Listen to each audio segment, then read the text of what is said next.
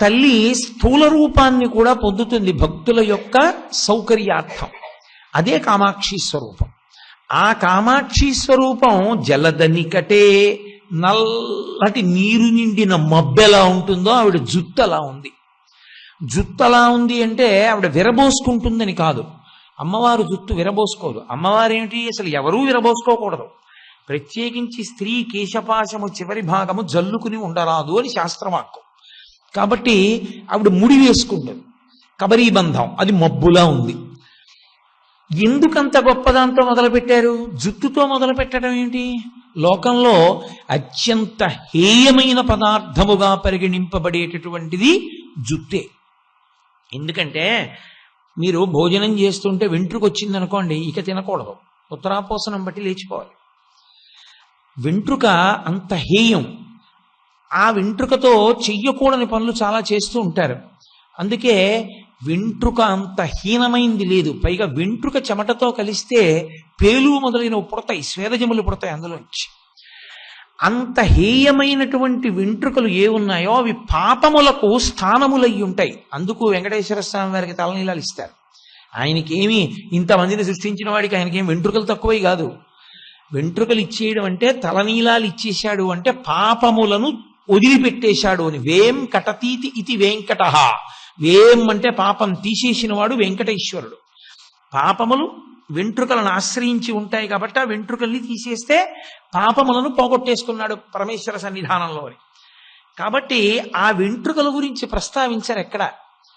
మరి లోకంలో అత్యంత గొప్పది, దృష్టిదోష నివారణ చెయ్యగలిగిన పూజనీయమైన వెంట్రుకగా చెప్పబడేది కేవలముగా ఒక్క ఏనుగ వెంట్రుక. అది మాత్రం తావీజులో పెట్టి కట్టుకుంటారు. గోవు యొక్క వెంట్రుకలు గొప్పవైనా ఆ వెంట్రుకలను ఎవరు తీయరు, దాన్ని తీయకూడదు, దోషభూయిష్టం. అది దేవతలందరూ ఆవహించుంటారు అక్కడ రోమకూపముల యందు. సాధారణంగా ఉండే ఫిర్యాదు ఏమిటో తెలుసా అండి? ఎక్కడికి వెళ్ళండి, ఏ ఊరు వెళ్ళండి, ఒకసారి మీతో మాట్లాడాలండి అంటారు. చెప్పండి ఏమిటి? మనసు నిలబట్టలేదండి పూజలో. నేనంటాను, మీ మనసు పూజలో నిలబట్టలేదన్న విషయాన్ని మీరు గమనించగలిగారు అంటే మీరు కృతకృత్యులయ్యారు, ఒక మెట్టెక్కారని చెప్తాను. అప్పటి వరకు మీ మనసు అక్కడ నిలబడలేదన్న విషయం మీకు తెలియనే తెలియదు. ఇప్పుడు మీకు తెలుస్తోంది నా మనసు నిలబట్టలేదని. అంటే ఇప్పుడు మీరు మనసు కన్నా పైన కూర్చుని నా మనసు నిలబట్టలేదన్న విషయం ఒకటి చూడటం మొదలెట్టారా లేదా? అది విజయమే. ఇప్పుడు అసలు అలా మొదలు పెడితే తరువాత మనసుని తీసుకురావడం మెల్లిగా వస్తుంది. అసలు నేను బాగా చేసేస్తున్నాను అనుకుని చేసుకెళ్ళిపోయినంత కాలం నా మనసు నిలబట్టలేదన్న విషయం మీకు తెలియనప్పుడు ఇంకా దాని ఉపయోగం ఏమిటి? ఉండదు. అందుకే పూజ మధ్యలో మాట్లాడరాదు అనడానికి కారణం ఏంటంటే ఎవరు పూజ మధ్యలో మాట్లాడతారో వాళ్ళకి పూజ మీద దృష్టి లేదు అని గుర్తు. అది తంతు, అది చూసేవాడికి కూడా తృప్తి ఉండదు. అందుకే ఎవరు పూజ చేస్తారో వాళ్ళు మాట్లాడకూడదు. ఒకవేళ పదార్థం అక్కడ లేదనుకోండి, అక్షత ఒక్కటే ఉపయోగించాలంతే తప్ప పిలిచి ఇది పట్రా అని కూడా అడగకూడదు. పూర్తి చేయగలగాలి. ఆ సమర్థత ఉంటేనే కూర్చోపెట్టాలి. లేకపోతే ఆ పూజకి కూర్చోవడం అనేది హాస్యాస్పదం అసలు. కాబట్టి మనసు ప్రధానం. ఆ మనసుని తరింపచేస్తారు. ఆ మనసుని తరింపచేయడానికి పరదేవత మూకశంకరుల ద్వారా పలికింది కొన్ని శ్లోకాలు. అందులో అత్యద్భుతమైనటువంటి శ్లోకంగా కీర్తింపబడేటటువంటి శ్లోకాలు కొన్ని ఉన్నాయి.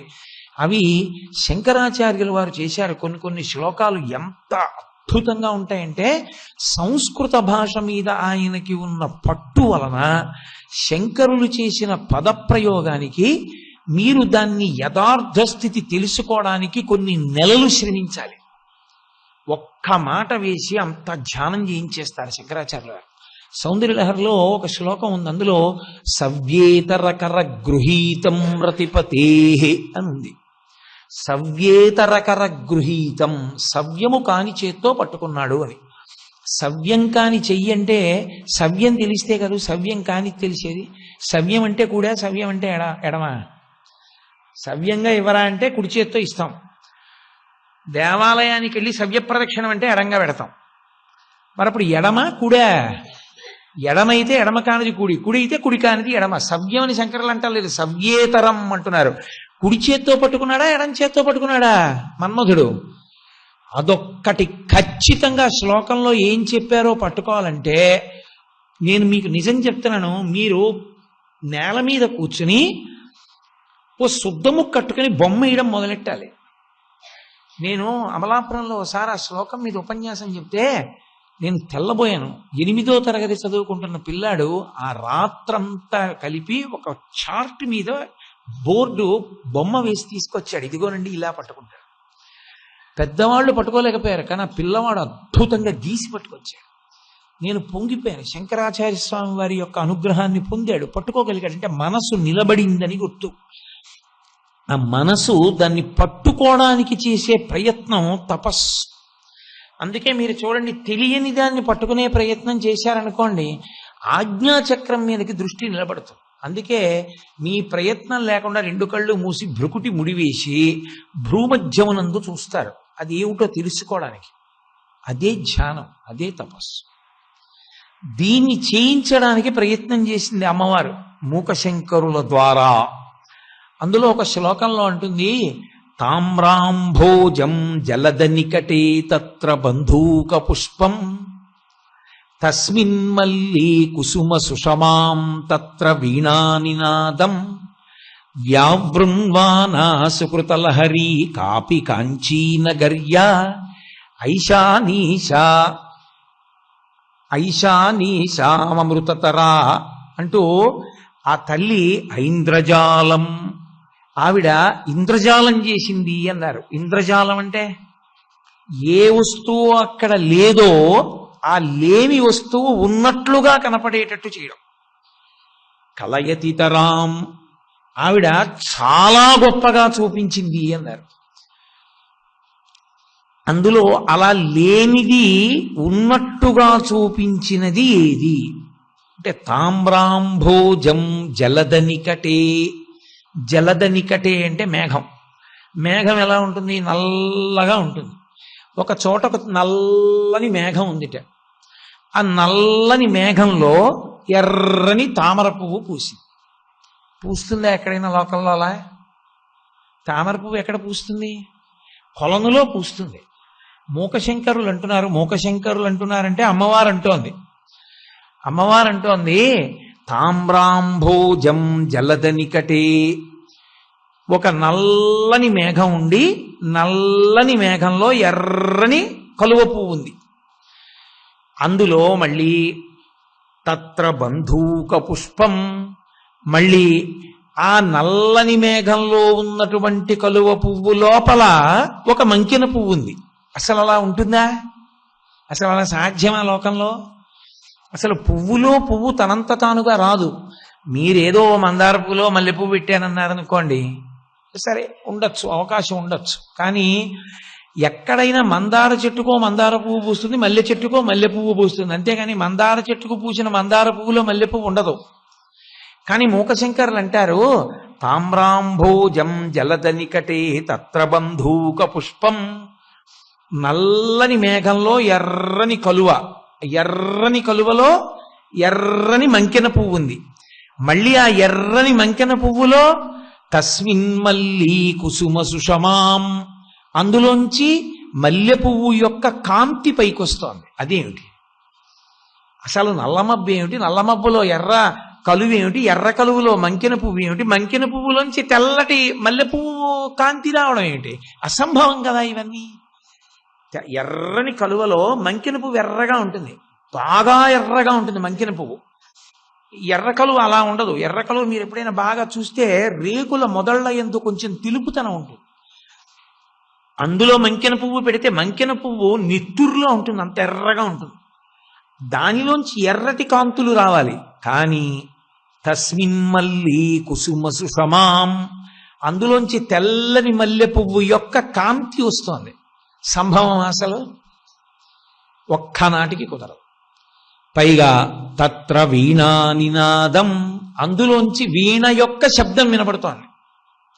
అదేమిటి? పువ్వుల్లోంచి ఎక్కడైనా పోని ఒక భ్రమరము యొక్క ఝంకారము వినపడింది అన్నారనుకోండి, అంగీకరించవచ్చు. కానీ అలా లేదయా, ఆ మల్లె పువ్వులో వీణానాదం వినపడుతోంది. వ్యావృణ్వానా సుకృతలహరి కాపి కాంచీనగర్యా. ఇవన్నీ ఎక్కడ జరుగుతున్నాయి? పరమశివుని యొక్క సుకృత లహరి, ఆయన పుణ్యాల పంట. ఆ కామాక్షి అమ్మవారు ఉన్నటువంటి కాంచీనగరంలో ఐశానీశాం కలయతితరా ఐంద్రజాలం విలాసం. ఇది ఐశానీష అంటే ఈశానుని యొక్క భార్య యొక్క ఇంద్రజాలము. ఆవిడ చేస్తోందిట ఆ ఇంద్రజాలం. ఎవరు? పేరెక్కడైనా వాడారా అసలు మూకశంకరులు? ఎక్కడా పేర్లు లేవు. పైగా అమ్మవారి గురించి చెప్తూ పరమశివుడి పేరొక్కటే చెప్పారు. ఐశానీశాం కలయతితరాం ఐంద్రజాలం విలాసం. అంటే ఈశానుడు. ఈశానుడు పరమశివుడు. ఈశాన సర్వ విద్యానాం ఈశ్వర సర్వభూతానాం బ్రహ్మాధిపతిర్బ్రహ్మణోధిపతి బ్రహ్మ శివోమే అస్తు సదాశివోం. ఆ మంత్రానికి ఉన్న గొప్పతనం ఏమిటంటే ఆయనని సదాశివుడు అని. సదా బ్రహ్మ సదా విష్ణువు లేరు లోకంలో, సదాశివుడు ఒక్కడే ఉన్నాడు. అంటే ఆయన రుద్రుడిగా కనపడతాడు, కానీ తెచ్చిపెట్టుకున్న కోపమే తప్ప అసలు నిజం కోపం కాదురా. ఆయన ఎప్పుడూ సదాశివుడు, ఎప్పుడూ సంతోషంగా ఉంటాడు, ప్రసన్నంగా ఉంటాడు. ఆయనకి కోపమే లేదు. అందుకని సదాశివుడు ఎప్పుడూ కోపం లేనివాడు కాబట్టి సదాశివుడు. అప్పుడప్పుడు కోపం వచ్చేవాడు కాడు, ఎప్పుడూ కోపం లేనివాడు ఆయన. కానీ ఆయన రుద్రుడు, కోపం ఉన్నట్టు కనపడతాడు. ఎందుకంటే మనం ధర్మంలో ఉండాలని ఆయన కోరిక. అందుకు కాబట్టి ఆయన భార్య ఉందే, ఆవిడ ఇంద్రజాలం చేసిందయా అన్నారు మూకశంకర్లు. ఇంద్రజాలం చేసేవాడు ఏం చేస్తాడు? అక్కడ లేని వస్తువు ఉన్నట్టుగా కనపడేటట్టు చేస్తాడు. అలా చేస్తే దాన్ని ఇంద్రజాలం అంటారు. ఏమిటి ఆవిడ చేసిన ఇంద్రజాలం? ఇదిగో ఇదే. తామ్రాంభోజం జలద నికటే తత్ర బంధూక పుష్పం. ఇప్పుడు ఈ శ్లోకాన్ని నేను చెప్పేసి అటువంటి ఇంద్రజాలం ఆవిడ చేసింది, ఆ ఇంద్రజాలం ఏమిటో మీరు ప్రయత్నించండి అని వదిలిపెట్టేశాను అనుకోండి, మీరు ప్రయత్నం చెయ్యాలా వద్దా? అలా ఎలా కుదురుతుందండి? నల్ల మబ్బులో ఎర్ర కలువ పువ్వు అసలు ఎందుకు పూస్తుంది? పుయ్యదు, ఒక్కనాటికి రాదు. మబ్బులో పూలు పూస్తాయా? పుయ్యవు. పూసిందనుకోండి పోని, ఆ ఎర్ర కలువలోకి మళ్ళీ మంకెన్న పువ్వు ఉంటుందా? ఉండదు. మంకెన్న పువ్వు ఉన్న అందులోంచి మల్లెపూల కాంతి, మల్లెపూల తెలుపుదనం వస్తుందా? రాదు. వచ్చిన అందులో వీణానాదం వినపడుతుందా? ఒక్కనాటికి వినపడదు. ఇది ఇంద్రజాలం అంటే నిజానికి అది లేదు. కానీ అలాంటిదేదో ఉంది. ఏమిటది? అది సత్యం. ఆ సత్య వస్తువుని మీరు పట్టుకోవాలి. తామ్రాంభోజం జలదనికటే, దేని దగ్గరలో ఉందో దాన్ని ముందుకు తీసుకురండి. జలదనికటే తామ్రాంభోజం. మేఘానికి మేఘంలో ఉంది ఎర్రకలువ. ఏదా మేఘం అంటే నల్లని మేఘం, కేవలం నల్లగా అంటే అన్నిటినీ తనలోకి లాగేసుకునే నలుపు కాదు. మేఘము యొక్క నలుపునకు ఒక లక్షణం ఉంటుంది, కాంతి ఉంటుంది. కాంతి ఉండి శమాయింపు ఉంటుంది, తడితడిగా ఉంటుంది మేఘం.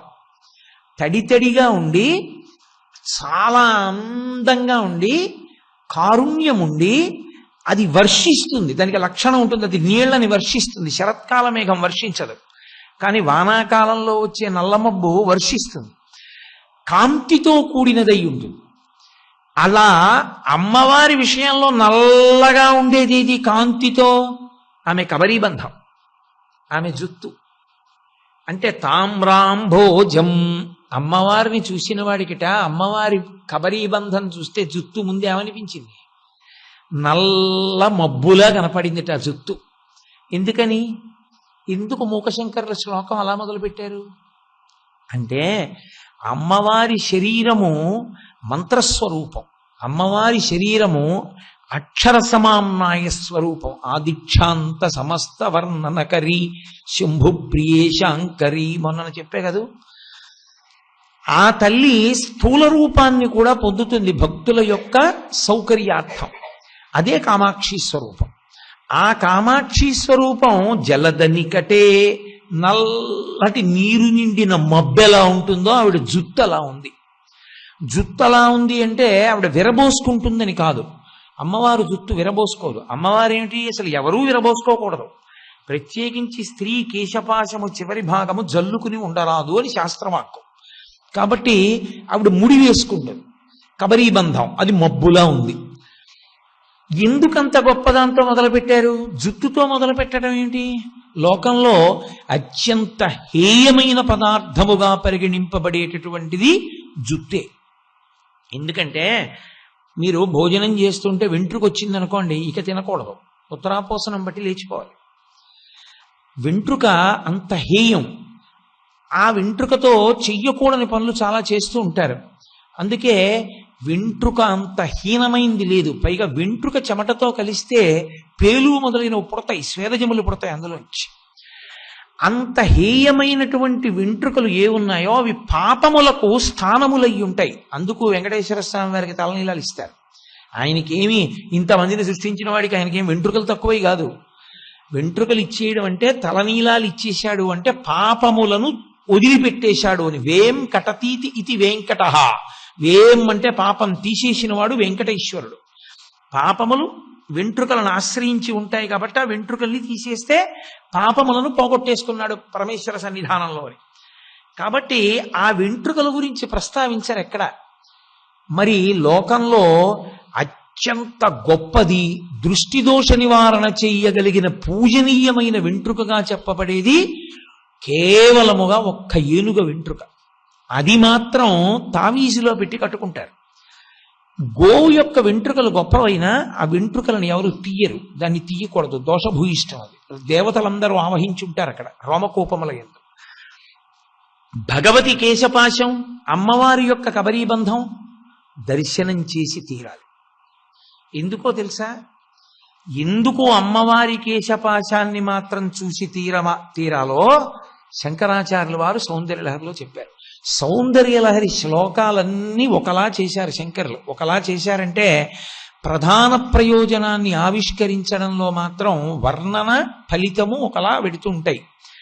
ఒకే ఒక్క శ్లోకం మాత్రం ఆ గతిని విడిచిపెట్టి ఇంకోలా వెళ్ళింది.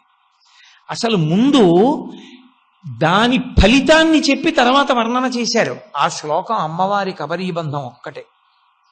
ధునోతుధ్వాంతం నస్తులిత దళితేందీవరవనం ఘన స్నిగ్ధ శ్లక్షణం చికుర నికురంబం తవ శివే యదీయం సౌరభ్యం సహజముపలబ్ధం సుమనసో వసంతస్మిన్ మన్యే వలమదన వాటీ విటపినాం అన్నారు. ధునోతుధ్వాంతం, మా అజ్ఞానపు చీకట్లు విచ్చిపోవుగాక అంటూ మొదలెట్టారు.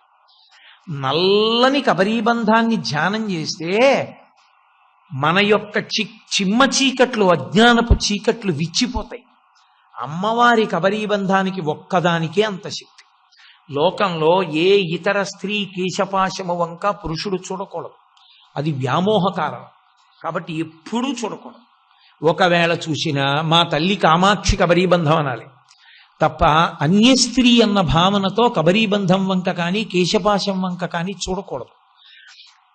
అమ్మవారి కేశపాశం చూసి తీరాలి, కబరీబంధాన్ని చూసి తీరాలి, ధ్యానం చేసి తీరాలి. ఎందుకని? అది అజ్ఞానాన్ని పోగొడుతుంది ఆ జుత్తు. అటువంటి జుత్తు ఘన అన్నారు శంకరాచార్యుల వారు. ఘన అన్నది మేఘానికి కూడా ఉంది. అది ఒత్తుగా నల్లగా చక్కగా, అంటే సుగంధ తైలము చేత అలదబడినదై ఒక నల్లని మబ్బెలా ఉంటుందో అమ్మవారి యొక్క కబరీబంధం అలా ఉంటుంది. నల్లమబ్బు నీటిని వర్షిస్తుంది. అమ్మవారి కబరీబంధ ధ్యానము మీ అజ్ఞానాన్ని తీసివేయగలిగినటువంటి కారుణ్యాన్ని వర్షిస్తుంది, జ్ఞానాన్ని వర్షిస్తుంది. లోకంలో వెంట్రుకలకు, అందులో నల్లని వెంట్రుకలకు ఆ లక్షణం ఉంటుందా? ఉంటుంది. అయితే అమ్మవారి కబరీబంధాన్ని ధ్యానం చేసేటప్పుడు తెల్లటి జుత్తుగా చూడకూడదా అండి? పూర్వజా, ఎప్పుడో పుట్టింది కదా ఆవిడ జుత్తు నెరిసిపోయి ఉండదా?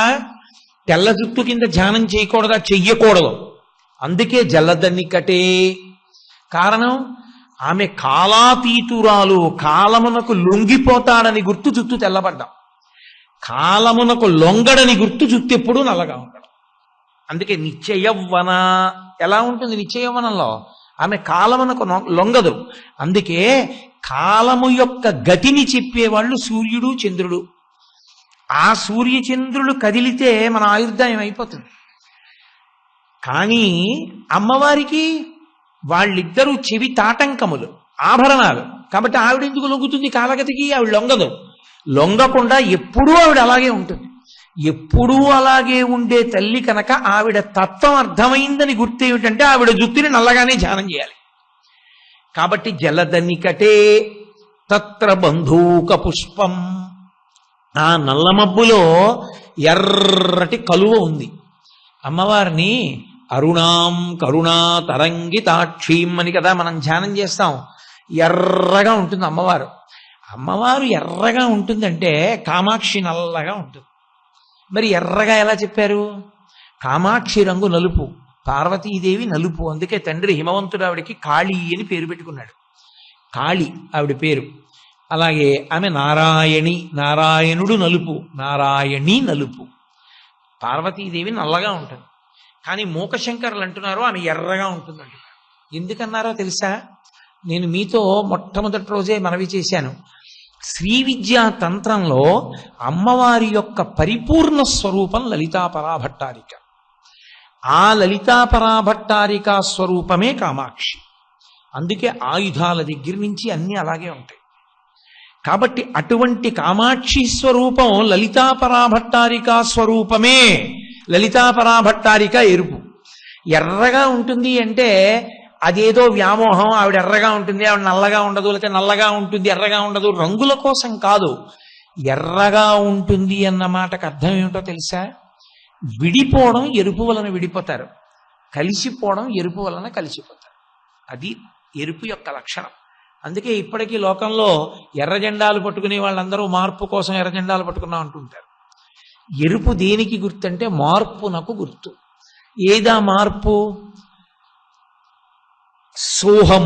ఇక్కడే అహం బ్రహ్మాస్మి అని అంటే జీవుడు బ్రహ్మము వేరులేని వారై ఒక్కటై ఉన్నప్పటికీ అజ్ఞానము చేత నేను జీవుణ్ణి నేను శరీరం అని భగవంతుడి నుంచి విడిపోయి కిందకొచ్చేయడమే ఎరుపు. విడిపోయాడు. దీనికి కారణం అమ్మవారి మాయ. ఆవిడ మాయ వలన భగవత్తత్వము తెలియదు. సదసద్రూపధారిణి అని పేరు ఆవిడికి. అసత్తు ఎందు సత్తు చూపిస్తుంది. ఇది అసత్. అసత్తైన శరీరంలో సత్తు చూపిస్తుంది. అంటే ఇదే నేను అనిపిస్తుంది, ఇదే నేను, ఇది ఉండాలనిపిస్తుంది. అసలు సత్ ఆత్మ, అది కనపడదు. అది ఉందన్న మాట ఎరుకలోకి రాదు. సత్తు అసత్తుగా, అసత్తు సత్తుగా కనపడేటట్టు చేసినది ఎవరో ఆమెయే మాయాస్వరూపిణి. అందుకే శంకరాచార్యులు వారి తొందరలు చేస్తే మహామాయా విశ్వం భ్రమయసి పరబ్రహ్మ మహిషి అంటారు. మహామాయాస్వరూపిణి అయి పునర్జన్మల వైపుకి తిప్పుతూ ఉంటుంది ఆవిడ. అందుకే సీతమ్మ తల్లి మండోదరి యందు సీతమ్మ కనపడేటట్టు చేసింది హనుమకి. ఆయన పెద్ద ఆటలాడాడు, పైకి ఎక్కాడు, కిందకి దూకాడు, తోక తీశాడు, ముద్దు పెట్టుకున్నాడు. అన్నీ చేసిన తర్వాత కోతి బుద్ధి బయట పెట్టుకున్నాడు అన్నారు హనుమ. అంటే అసత్తు ఎందు సత్తు చూపించింది, మండోదరి ఎందు సీతమ్మని చూపించింది ఆవిడ. అసలు సీతమ్మ కనపడితే ఒక్కసారి కన్నులంబట ఇలా నీరు కారిపోతూ ఆయన అలా ఉండిపోయాడు. అది అమ్మవారు అసత్తు యందు సత్తును, సత్తు యందు అసత్తును చూపించి లోకాన్ని మాయలో తిప్పగలదు. ఆవిడే జీవుడిగా కిందకి విడగొడుతుంది. ఆవిడే అనుగ్రహిస్తే మళ్ళీ ఈ జీవుణ్ణి బ్రహ్మమునందు కలిపేస్తుంది. కలిపేయడం అంటే బ్రహ్మము అన్నది ఎరుకలోకి వస్తుంది, ఆత్మ ఎరుకలోకి వస్తుంది, అద్వైత భావన యందు నిలబడతాడు. ఇలా చెయ్యగలగడం ఎరుపు. అందుకని ఎరుపు రంగు చెప్తున్నారు. అది కారణం. ఎందుకు ఈ శ్లోకం వినడం అంటే అది ప్రయోజనం. ఆ అజ్ఞానం పోవాలి. అజ్ఞానం పోవడానికి తామ్రాంభోజం జలదనికటే. అమ్మవారి యొక్క ముఖము ఎర్రగా ఉంది, అదే అక్కడ ఉన్న కలువ పువ్వు. పైన అమ్మవారి కబరీబంధం నల్లగా ఉంటే నల్లని మబ్బులో ఎర్రటి కలువ పువ్వు పూసింది అమ్మవారి ముఖం. జలదనికటే తత్ర బంధూక పుష్పం. ఇప్పుడు ఆ ఎర్రటి కలువ పువ్వులో ఇంకా ఎర్రటి మంకెన పువ్వు ఒకటి చేరింది. ఏమిటా ఎర్రని మంకెన పువ్వు? అమ్మవారి యొక్క అధరం, కింది పెదివి. అసలు అమ్మవారి ముఖమే ఎరుపు అంటే ఎర్రని దాంట్లో ఎర్రటిది ఉందనుకోండి, ఎలా తెలుస్తుందండి స్పష్టంగా? ఎర్రని దానిలో ఉన్న ఎర్రనిది బాగా కనపడాలంటే అది మామూలుగా ఎర్రగా ఉంటే ఇది చింత నిప్పులాగో నెత్తుటి ముద్దలాగో ఉండాలి. అలా ఉండేది ఇది దొండపండు. కాబట్టి అమ్మవారి యొక్క అధరమే ఆ కలువ పువ్వులో ఉన్న మంకెన పువ్వు. కాబట్టి తామ్రాంభోజం జలదనికటే తత్ర బంధూక పుష్పం. ఇప్పుడు అందులో తస్మిన్ మల్లి కుసుమ సుషమాం, మల్లె పువ్వు లేదు, మల్లె పువ్వు యొక్క కాంతి వస్తుంది. మల్లె పువ్వు యొక్క కాంతి ఎలా వస్తుంది? ఉన్నదేమో ఎర్ర కలువ, అందులో ఉన్నది మంకెన పువ్వు, అందులోంచి తెల్లని కాంతి ఎలా వస్తుంది? మీరు పట్టుకున్నారు. కొంతమంది ముఖాల్లో సంతోషం తెలిసిపోతుంది. ఏమిటి? అమ్మవారి చిరునవ్వు, దంతములు కాదు. దంతపంక్తి యొక్క కాంతి అని మీరు అన్నారనుకోండి, ఏమవుతుందో తెలుసా? విక విక విక విక నవ్విందని గుర్తు. పళ్ళన్నీ కనపడకూడదు. పళ్ళన్నీ కనపడితే పెద్ద నవ్వు నవ్విందని. అలా నవ్వదు ఆవిడ. ఆవిడ మహాపతివ్రత, ఆవిడ పెద్దింటమ్మ, ఆవిడ పరమ మర్యాదా పురస్సరంగా ఉంటుంది. అందుకే చిరునవ్వు అంటారు. చిరునవ్వు అంటే పళ్ళు కనపడ్డాయా కనపడలేదా అన్నట్టుగా నవ్వుతుంది. ఆ నవ్వు యొక్క కాంతి అంత తెల్లగా ఉంటుంది. నవ్వుకి కాంతి ఉంటుందా? నవ్వుకి కాంతి అంటే అర్థం ఏంటో తెలుసా? మీరు ఆ ముఖాన్ని చూసే ప్రసన్నులు అవడమే ఆ ముఖానికి కాంతి. ఒక ఆయన ముట్టముట్టలాడుతూ కూర్చున్నాడు అనుకోండి, మీరు చెప్దామన్నది కూడా చెప్పలేరు. ఆయన ఏదో చిన్న చిరునవ్వు నవ్వుతూ కూర్చున్నాడు అనుకోండి, 2 మాటలు మాట్లాడదాం అనుకున్న వాళ్ళు 5 మాటలు మాట్లాడతారు. ఎంత ప్రసన్నంగా ఉన్నాడండి ఆయన అంటారు. ఆ చిరునవ్వు కాంతి, చిరునవ్వు కాంతి అయితే ఆ చిరునవ్వుకి చాలా లక్షణాలు ఉంటాయి. ఎందుకో తెలుసా? నిన్ననే మీతో నేను చెప్పా, అమ్మవారు ఇలా చూసిందనుకోండి, పరమశివుని యొక్క ధైర్యాంబుదినే పుడిసిని పట్టేస్తుంది ఆవిడ. అప్పుడు ఆ చిరునవ్వు స్వచ్ఛత కలిగినది అని చెప్పడమే మల్లె పువ్వు యొక్క తెలుపుదనం ఉన్నది అని చెప్పడం. స్వచ్ఛత అన్న మాటకు అర్థం ఏంటి అంటే, అవతల వారు చేసేటటువంటి పాపకర్మలను చూస్తూ కూడా, అరే వీడు మారితే బాగుండురా, వీడి మనసు మారితే బాగుండు, వీడికి బుద్ధి ఇచ్చానురా, వీడు నా పాదములను స్మరిస్తే బాగుండు అని ఎంతటి రాక్షసులైన వారి దగ్గర కూడా అరే వీడు బాగుపడాలని కోరుకోగలిగినటువంటి తల్లితనానికి చిరునవ్వుకి మల్లె పువ్వు లాంటి చిరునవ్వు అని పేరు. అందుకే సుందరకాండలో రావణాసురుడు వచ్చి మాట్లాడకూడని మాటలన్నీ మాట్లాడితే ఆవిడ తల్లిగానే నిలబడింది. తల్లిగా నిలబడి, వీడు పనికి మాలినవాడు ఇలాంటి మాటలు మాట్లాడుతున్నాడు రా, పాడైపోతాడు ఇలా మాట్లాడితే. అందుని శుచిస్మిత. శుచిస్మిత అంటే ఆమె ఎంతో పరిశుద్ధమైన హృదయంతో, కొడుకు మాట్లాడకూడని మాటలు మాట్లాడుతుంటే తప్పు నాన్న అలా మాట్లాడకూడదు అని చెప్పినటువంటి అమ్మ మనసు ఎంత పవిత్రమైనదో వాణ్ణి బాగు చెయ్యాలని అమ్మవారి చిరునవ్వు అంత పవిత్రము, అంత స్వచ్ఛము. అది మల్లెల కాంతి. అందుకే మూకశంకరులే ఒక చోట అంటారు, అమ్మవారిని మందస్మిత శతకం చేస్తూ అమ్మవారి చిరునవ్వు గురించి చెప్తూ ఆయన ఒక మాట అన్నారు. అమ్మా, అసలు నీ చిరునవ్వు ఎంత గొప్పదో చెప్పడానికి ఎలాగమ్మా? నీ చిరునవ్వు ఇలాంటిది అని చెప్పాలంటే లోకంలో ఏదో పోలిక తీసుకురావాలా?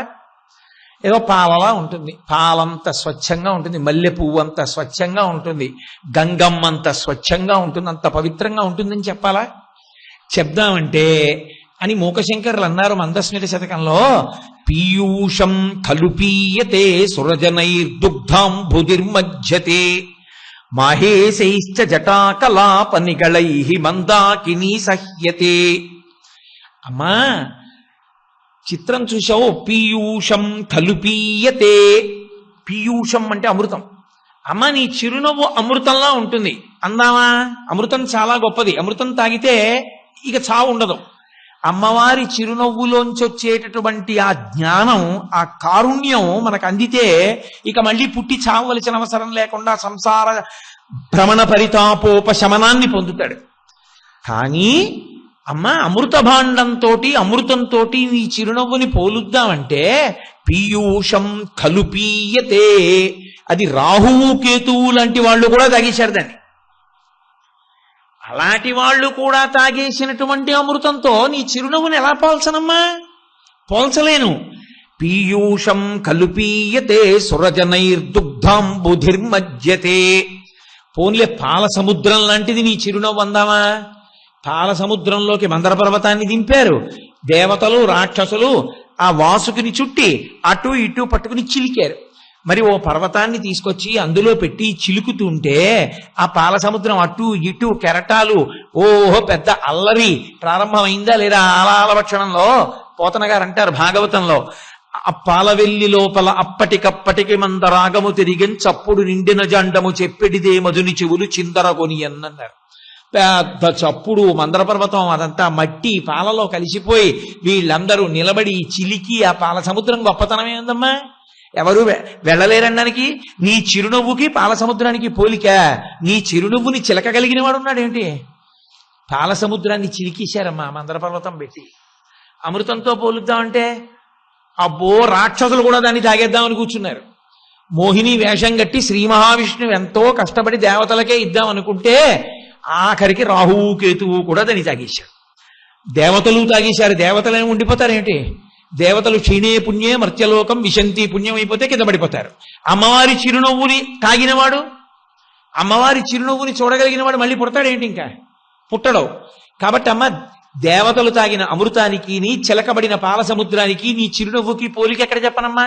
చెప్పలేను. మాహేశైశ్చ జటాకలాప నిగళైః మందాకినీ సహ్యతే. పోని గంగానది చాలా గొప్పది. అబ్బా అంత గొప్ప గంగానది జనుల యొక్క పాపములను తీసివేయగలిగినది, పరమ పవిత్రమైనది. అందుకని గంగమ్మ లాంటిదమ్మా నీ చిరునవ్వు అని చెప్దామా? ఆ గంగమ్మకి అహంకారం ఉంది, చాలా అహంకారం ఉండి పరమశివుడు గంగావతరణంలో గంగని పట్టుకుంటానని హిమవత్ పర్వతం మీద నిలబడితే సాకథం చిన్మహీంగంతుం న శక్నోద్యత్నమాస్థితః నైవ నిర్గమనం లేభే జటామండలమోహిత అంటారు వాల్మీకి మహర్షి. ఈడ్చేస్తాను ఈ శంకరుణ్ణి ఏమనుకుంటున్నాడో, వీడు నన్ను పట్టుకుంటాడా, పట్టుకోగలడా అనుకుంది. ఇంత అహంకారమా? నన్ను ఈడిచేస్తావా? ఉండి నీ పని చెప్తానని ఆయన జటాజూటాన్ని విప్పాడు.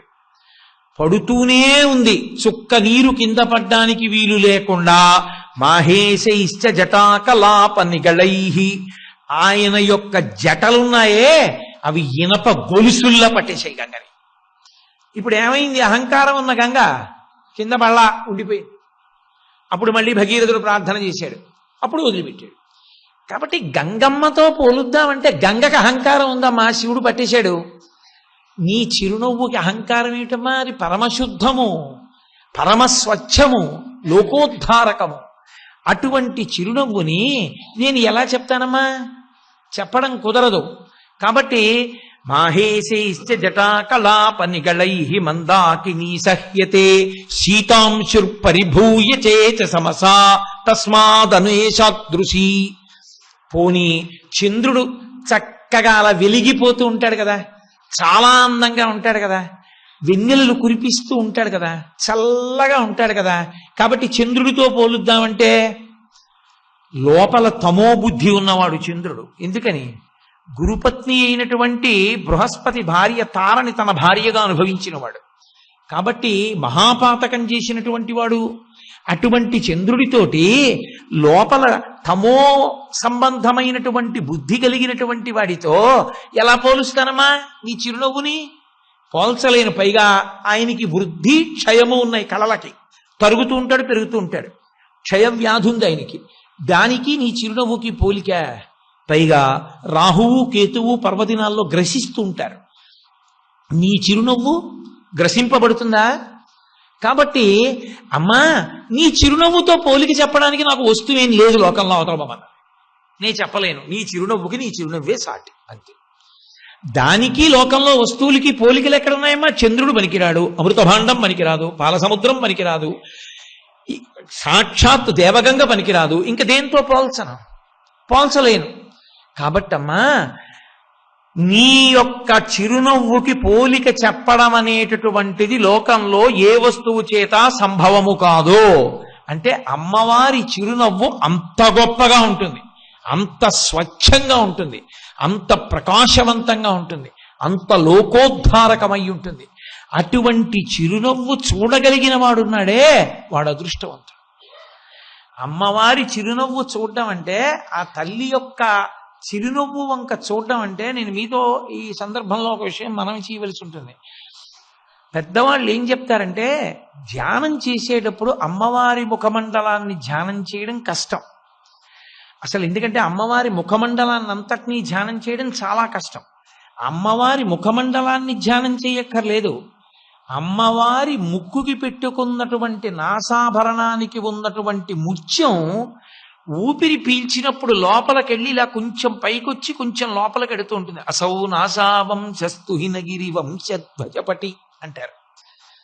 పెళ్ళయిన తర్వాత కొంతకాలం ఆ శ్లోకాన్ని చదువుతూ అమ్మవారి ముక్కులోంచి బయటికి వచ్చి లోపలికి వెడుతున్నటువంటి ముత్యాన్ని కానీ ధ్యానం చేస్తే మళ్ళీ ఆ వంశంలో అతని కడుపున 3 తరాల లోపల శంకర భగవత్పాదుల వంటి, చంద్రశేఖరేంద్ర సరస్వతి మహాస్వామి వంటి, చంద్రశేఖర భారతి వంటి మహాపురుషులు పుడతారు.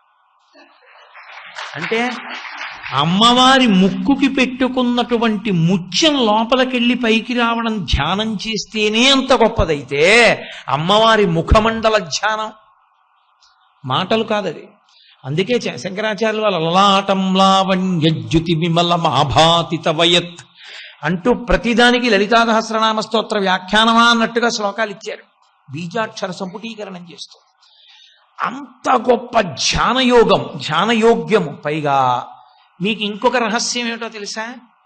అమ్మవారి యొక్క ముఖమండలాన్ని కానీ నిజంగా ధ్యానం చెయ్యగలిగిన వాడు ఎవడైనా ఉంటే వాడికి ఉత్తర క్షణంలో కనపడేది అంటే పూర్ణచంద్రబింబం కన్నా 1,000,000 రెట్ల ప్రకాశవంతంగా కనపడుతుంది ఆవిడ చిరునవ్వుతో. కనపడడం వల్ల ఏమవుతాడంటే, ఒక పట్టాన బహిర్ముఖుడు కాలేడు. చాలా కష్టం, చాలా చాలా కష్టం. అందుకే కదూ తిరుక్కడయ్యూర్ క్షేత్రంలో అంత అద్భుతం జరగడానికి కారణం అదే. అక్కడ అభిరామ భట్టు అని, పాపం ఆయనకి ఏం తెలియదు, ఆయన అమ్మవారి దేవాలయంలో కూర్చుని ఉంటుండేవాడు. ఇప్పటికీ తిరుక్కడయ్యూర్ క్షేత్రమే చాలా విచిత్రమైన క్షేత్రం. అన్ని చోట్ల పరమశివుడి పక్కన ఉంటుంది అమ్మవారు. ఒక్క తిరుక్కడయ్యూరులో మాత్రం అయ్యవారికి అభిముఖంగా బయట దేవాలయంలోంచి చూస్తుంటుంది అమ్మవారు. అటువంటి తిరుక్కడయ్యూరులో అమ్మవారిని ధ్యానం చేస్తున్నాడు ఆయన, ముఖమంటపంలో కూర్చుని ధ్యానం చేస్తున్నప్పుడు అమ్మవారి ముఖాన్ని ధ్యానం చేస్తున్నాడు. అసలే చంద్రబింబం, అందులో చిరునవ్వు, ఆ చిరునవ్వుల యొక్క కాంతులు, వీటిని ధ్యానంలో ఉన్నాడు. శరభోజీ మహారాజు గారు వచ్చాడు దర్శనానికి. అందరూ లేచి నిలబడ్డారు, ఈయన ఒక్కడే నిలబడలేదు. పక్క వాళ్ళని అడిగాడు, ఎందుకు నిలబడలేదని అడిగారు. అడిగితే చంపేస్తాడేమో, ధ్యానంలో ఉన్నాడంటే అంత ధ్యానం చేయగలిగిన వాడా అని ప్రశ్నలు వేస్తాడేమోనని, ఉన్మాది మహాప్రభో, పిచ్చివాడు, అలా కూర్చుంటాడన్నారు. ఆయన లోపలికి వెళ్ళి అమ్మవారి పూజ చేసి దర్శనం చేసుకుని బయటకు వస్తున్నాడు. ఆయన అలాగే ఉన్నాడు అభిరామ భట్టు. ఉంటే ఆయనకు అనుమానం వచ్చింది. ఆయన ముఖం యొక్క కాంతి వంక చూశాడు, ఆ ఆనందం చూశాడు. లోపల అమ్మవారి ముఖమండల ధ్యానం చేస్తున్నాడు. ఆ సంతోషాన్ని చూసి ఇతను ఉన్మాది కాడు అని తెలుసుకున్నాడు. బహిర్ముఖుణ్ణి చేయమన్నాడు. ఏదో మెల్లిగా తట్టారు, చేశారు. బహిర్ముఖుడు ఇక్కడ కళ్ళు తెరిచాడు. కానీ అమ్మవారి ముఖమండల ధ్యానం చేస్తున్న కారణం చేత అతనికి పూర్ణచంద్రబింబం కనపడుతోంది ఇంకా మనసులో. బయటికి వచ్చినా అతనికి ఇంకా వదిలిపెట్టలేదు అది. రాజు పిచ్చివాడో కాదో చూద్దామని ఆ రోజు అమావాస్య, ఇవాళ తిథి ఏమిటని అడిగాడు. పౌర్ణమి అన్నాడు ఆయన. ఎందుకని? పూర్ణచంద్రబింబాన్ని చూస్తున్నాడు లోపల అమ్మవారి ముఖమండలాన్ని. పౌర్ణమి అన్నాడు. రాజు ఏమనలేదు. ఇవాళ రాత్రి వస్తాను, నాకు పూర్ణచంద్రబింబం చూపిస్తావా అన్నాడు. తను చూస్తున్నాడుగా అన్నాడు. వెళ్ళిపోయాడు రాజు. మిగిలిన వాళ్ళందరూ నింద చేశారు, ఎంత మాట అన్నావురా, ఇవాళ అమావాస్య, ఎక్కడి నుంచి వస్తుందిరా పూర్ణచంద్రబింబం అని. అమ్మవారే రక్షిస్తుంది, నేను బాధపడడం ఎందుకు అని సాయంకాలం సంధ్యావందనం చేసుకుని కూర్చున్నాడు. అభిరామ అంతాది అంటారు. ఏ పాదంతో శ్లోకం పూర్తవుతుందో ఆ పాదంతోనే మళ్ళీ మొదలు పెడతారు. ఇప్పటికీ కామాక్షి అమ్మవారి దేవాలయంలో ఉత్సవ కామాక్షి పక్కనున్న గోడంతా అభిరామ అంతాది రాసి ఉంటుంది. ఆయన ఆ అంతాది చెప్తున్నాడు. అందులో 69వ శ్లోకం దగ్గరికి వచ్చాడు. వచ్చేటప్పటికి శరభోజీ మహారాజు గారు వచ్చాడు. అమావాస్య కటిక చీకటి, ఆకాశంలో చంద్రబింబం కనపట్టాల. వచ్చి అడిగాడు, ఏది చంద్రబింబం, పూర్ణ చంద్రబింబం చూపిస్తానన్నావు కదా, ఎక్కడుందన్నాడు. ఆయన 69వ శ్లోకంలో అమ్మవారిని కీర్తించాడు. అంతే. తిరుక్కడయూరు క్షేత్రంలో కూర్చున్న అమ్మవారు అభిరామి అంటారు. ఆవిడ తన చెవికి ఉన్న కుండలాన్ని తీసి ఆకాశంలోకి విసిరింది. ఆ కుండలం పూర్ణచంద్రబింబం కింద నిలబడింది ఆకాశంలో. తెల్లబోయాడు శరభోజీ, భక్తులు అందరూ ఆయన కాళ్ళ మీద పడుతారు. ఇప్పటికీ అభిరామి అంతాది మనం మూక పంచశతి సంస్కృతంలో ఉన్నదాన్ని ఎంత గొప్పగా చెప్పుకుంటారో ద్రవిడ దేశం అంతటా అభిరామ అంతాదిని అంత గొప్పదిగా చెప్పుకుంటారు. అంత గొప్ప క్షేత్రం తిరుక్కడయ్యూరు. అటువంటి క్షేత్రంలో యథార్థంగా జరిగినటువంటి సంఘటన కాబట్టి ఇప్పటికీ జాజి పువ్వు పూస్తుంది.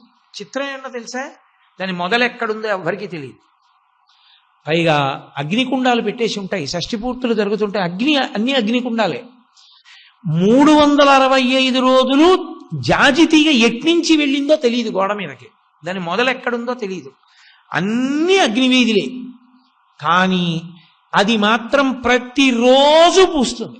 నేను వెళ్ళిన రోజున కాంచీపురంలో శంకర్ గారు ఉన్నాడు. ఆయన గోడెక్కాడు. ఎందుకో ఆయనకి దొరికే 2 పూలు. ప్రతిరోజు పూలు పూస్తుంది. 365 రోజులు పూస్తుంది జాజి తీగ. దానికి నీళ్లు పోద్దామంటే లేదు, మొదలు ఎక్కడుందో తెలియదు. కానీ అది పూస్తూనే ఉంటుంది. తిరుక్కడయ్యూర్ అంత ప్రఖ్యాత క్షేత్రం. అంత ప్రఖ్యాత క్షేత్రంలో అమ్మవారి ముఖమండల ధ్యానము అభిరామ భట్టు నిరూపించాడు లోకానికి, అది ఎంత గొప్పదో. కాబట్టి ఆ తల్లి యొక్క ముఖమండలము పౌర్ణమి చంద్ర బింబం ఎలా ఉంటుందో అలా ఉంటుంది. అందులో ఆ తల్లి యొక్క చిరునవ్వు కాంతి ఉన్నదే, అది చెప్పడం అసలు ఎవరికీ సాధ్యం కాదు. అమ్మవారి చిరునవ్వు ఒక్కదాని మీదే 100 శ్లోకాలు చెప్పాడు ఆయన మహానుభావుడు. మందస్మిత శతకం అని 100 శ్లోకాలు చెప్పాడు. అసలు మీకు అన్నిటికన్నా గొప్ప విషయం ఏంటంటే పరమశివుడంతటి వాడు ఆ మందస్మితము నుండి వచ్చేటటువంటి కాంతుల యందు మునిగిపోతుంటాడు. ఆ తల్లి యొక్క చిరునవ్వు కాంతి అంత గొప్పగా ఉంటుంది. దంత పంక్తి కనపడకుండా కేవలం పెదవిలు కొద్దిగా విచ్చుకోనట్టుగా ముఖమునందు ఆ ప్రసన్నత కనపడేటట్టుగా ఆవిడ నవ్వు పులుముకుందా అన్నట్టు నవ్వుతుంది. అది ఆ మందస్మితం యొక్క గొప్పతనం. అది తస్మిన్ మల్లీ కుసుమ సుషమాం, మల్లె పువ్వు యొక్క కాంతి మంకిన పువ్వులో కనపడుతుంది. అంటే అమ్మా నీ పెదవుల దగ్గర ఆ చిరునవ్వుల యొక్క కాంతులు కనపడుతున్నాయి నాకు, అది తెలుపు అని గుర్తు. తెలుపు అంటే స్వచ్ఛము. అందులో అవతల వారిని మభ్యపెట్టడం కానీ అవతల వారిని మోహపెట్టడం కానీ ఉండవు. అవతల వారిని ఉద్ధరించేటివిగా కన్న తల్లి యొక్క చిరునవ్వు బిడ్డకి ఎంత శ్రేయస్కరమై ఉంటుందో, బిడ్డ పాడైపోవాలన్న వికటమైన నవ్వు అమ్మ ఎప్పుడూ ఎలా నవ్వదో అమ్మవారి మందస్మితము కూడా అంత స్వచ్ఛము. కాబట్టి తస్మిన్ మల్లీ కుసుమ సుషమాం తత్ర వీణానినాదం, అమ్మా అక్కడ వీణానాదం వినపడుతోందమ్మా అన్నారు మూకశంకర్. ఏమిటి వీణానాదం? ఎలా వినపడుతుంది? మందస్మితం అంటే చిరునవ్వు, చిరునవ్వు బానే ఉంది, వీణానాదం ఎక్కడి నుంచి వస్తుంది? అమ్మవారి యొక్క చిరునవ్వులో వీణానాదము వినపడడం అంటే అమ్మవారి యొక్క కంఠస్వరం. అమ్మవారు మాట్లాడితే వీణ తీగ పెనగినట్టుంటుంది, అంత అందంగా ఉంటుంది ఆవిడ మాట అని. అది తత్ర వీణానినాదం. మూకశంకర్లే ఏ శతకమో నాకు సరిగా జ్ఞాపకం లేదు, కానీ అందులో ఒక చోట ఒక అద్భుత ప్రయోగం చేశారు ఆయన. అసలు ఎవరి ఊహకి అందనంత గొప్ప శ్లోకం ఒకటి రచించారు. అందులో ఆ శ్లోకంలో ఆయన అంటారు, కలమంజుల వాగనుమిత గళపంజర గత సుఖ గ్రహోత్కంఠ్యాత్ అంబరదనంబరతే శంబరారినాన్యస్తం అన్నాడు. అసలు ఆ శ్లోకం ఎవరి ఊహకు అందదు. నాకు ఏ శతకమో మాత్రం జ్ఞాపకం లేదా ఆ 5 శతకాల్లో. బహుశా ఆర్యా శతకమేమో అనుకుంటున్నా దాని స్వరూపాన్ని బట్టి ఆ శ్లోకాన్ని. మన్మధుడికి ఒక వాహనం, ఆయన చిలుక మీద తిరుగుతూ ఉంటాడు. చిలుక మీద తిరిగేటటువంటి లక్షణము ఉన్నవాడు మన్మధుడు. అందుకే ఇప్పటికీ మీరు కంచి వరదరాజస్వామి వారి దేవాలయానికి వెడితే, కంచి వరదరాజస్వామి దేవాలయం ఏకాంబరేశ్వర దేవాలయంలో అమ్మవారి అద్దాల మంటపం ఉంటుంది. అమ్మవారి అద్దాల మంటపం దగ్గర ఉన్న 2 స్తంభాల మీద చూస్తే 2 చిలుకల మీద మన్మధుడు రతీదేవి కూర్చుని ఉంటారు. ఆ విల్లు పట్టుకుని 5 బాణాలు పట్టుకుని వేస్తూ సంతోషంగా చిలుకల మీద కూర్చుని ఉంటారు. ఆ మన్మధుడిది చిలుక వాహనం. చిలుకని ఏం చేస్తారండి, వాహనాన్ని ఏం చేస్తారు, పార్కింగ్ ప్లేస్ లో పెడతారు కదా. ఇప్పుడు అది ఎంత గొప్పదైనా వాహనాన్ని ఏం చేస్తారు, కింద వదిలేసి వెళ్ళిపోతారు, లోపలికి అంతఃపురంలోకి వెళ్ళిపోతారు. అవి జీవం ఉన్నవైనా అంతే. ఇంద్రుడు ఐరావతమైనా అంతే. అంతఃపురంలో పడగదిలో తీసుకెళ్లి మంచం కొడుకు కట్టుకోడు, బయట వదిలిపెట్టి పెడతాడు. కాబట్టి ఆయన ఏం చేశాడు మన్మధుడు, ఓ రోజున తన చిలకని వీధిలో వదిలిపెట్టి, అంటే తన అంతఃపురం యొక్క బాహ్య ప్రదేశమునందు విడిచిపెట్టి తన లోపలికి వెళ్ళిపోయాడు. అందులో మన్మధుడికి అవసరమైనంతగా వాహనం ఎవరికీ ఉండదు. ఎందుకని ఎప్పుడూ తిరుగుతూనే ఉండాలి, బాణాలు వేస్తూనే ఉండాలి. ఏదో పాపం కుక్కడు మంచినీళ్ళు తాగడానికి వెళ్ళాడేమో లోపలికి, వెళ్ళి బయటకు వచ్చాడు, వాహనం కనపడలేదు. వాహనం కనపడకపోతే పెద్ద ప్రమాదం మన్మధుడికి. ఎందుకని సృష్టి ఆగిపోతుంది, సృష్టి జరగాలి మళ్ళీ. లోకం అనేకమైనటువంటి కోరికలు పొందవద్దు. మన్మధుడి బాణములు అంటే మీరు కేవలముగా ఏదో స్త్రీ పురుష సంబంధమైన కామం ఒక్కటే అనుకోకండి. అందుకే అరవిందము, అశోకము, నవమల్లికము, నీలోత్పలము, చూతము అని 5 బాణములు వేస్తాడే. ఇవన్నీ కామ సంబంధములు, అనేకమైన కోరికలు పుడుతుంటాయి అందులో. ఇందులో మరి మన్మధుడు బాణాలు వేయడం ఆగిపోయింది అనుకోండి, లోకంలో ఎవరికి కోరికలు ఉండవు, హాయిగా సంతోషంగా అలా కూర్చుని ఉంటారు. భగవత్కామం కూడా ఉండదు, ప్రమాదం కదా. మరి సంధ్యావందనం చేద్దామన్న కోరిక కూడా ఉండదు, పూజ చేద్దామన్న కోరిక ఉండదు, ఏ కోరిక ఎవడికే ఉండదు. ఎవడి మానవుడు జడుల్లో పడి ఉంటాడు. కాబట్టి ఇప్పుడు కోరికలు ఉండాలంటే మన్మధుడు చిలుక మీద ఎప్పుడు తిరుగుతూ ఉండాలి వేగంగా. తిరగాలంటే వాహనం లేదు, ఎటో పోయింది. అయ్యి బాబోయ్, ఇప్పుడు వాహనం లేకపోతే ఎలా నా కర్తవ్యం? అన్ని పనులు మానేసి వాహనం, ఎవరు వాహనం మీద కూర్చుంటాడో వాడు బయటకు వచ్చేటప్పటికి అది సిద్ధంగా ఉండాలి. అది వాహనం అంటే నా లక్షణం. అంతేకాని ఆ వాహనాన్ని ఎవడెక్కాలో వాడు వెతుక్కోవడం మొదలెడితే ఇంకా అర్థం ఎక్కడుంది? ఈయన వెతుక్కుంటున్నాడు తన చిలకని. అది దివ్యమైన చిలుక, మన్మధుడు ఎక్కే చిలుక. అది అద్భుతంగా పాటలు పాడుతుంది, ఆయనకి సహకరిస్తుంది. వెతుక్కుంటున్నాడు ఎక్కడుందని. చూడండి, ఆవులు ఉంటాయి, దూడలును గేదెలు, అవిని వాడు గుర్తుపట్టడానికి ఏం చేస్తారంటే పిలుస్తారు. ఏదో దానికి ఏదో రాముడో భీముడో పెడతాడు. భీముడో అని పిలిస్తే అంబా అంటుంది. అలా ఆయన ఏదో పేరెట్టుకున్నాడు ఆ చిలక్కి. పిలిస్తే అది పలుకుతుంది. ఆయన కొండలు, కోనలు, తుప్పలు, చెట్లు, పుట్టలు అన్ని వెతుక్కుంటున్నాడు. ఒక చోట అరుపు వినపడింది. అమ్మా, దొరికిందిరా చిలక అనుకుని ఎక్కడ దాని అరుపు వినపడుతోంది అన్నది చూసుకుని పరిగెత్తాడు. తీరా పరిగెత్తికి వెళ్ళిన తర్వాత ఆ ఇంటికి వెళ్ళి మా చిలక మీ ఇంట్లోనే ఉందని చెప్పడానికి భయపడవలసిన ఇల్లది. ఎందుకని?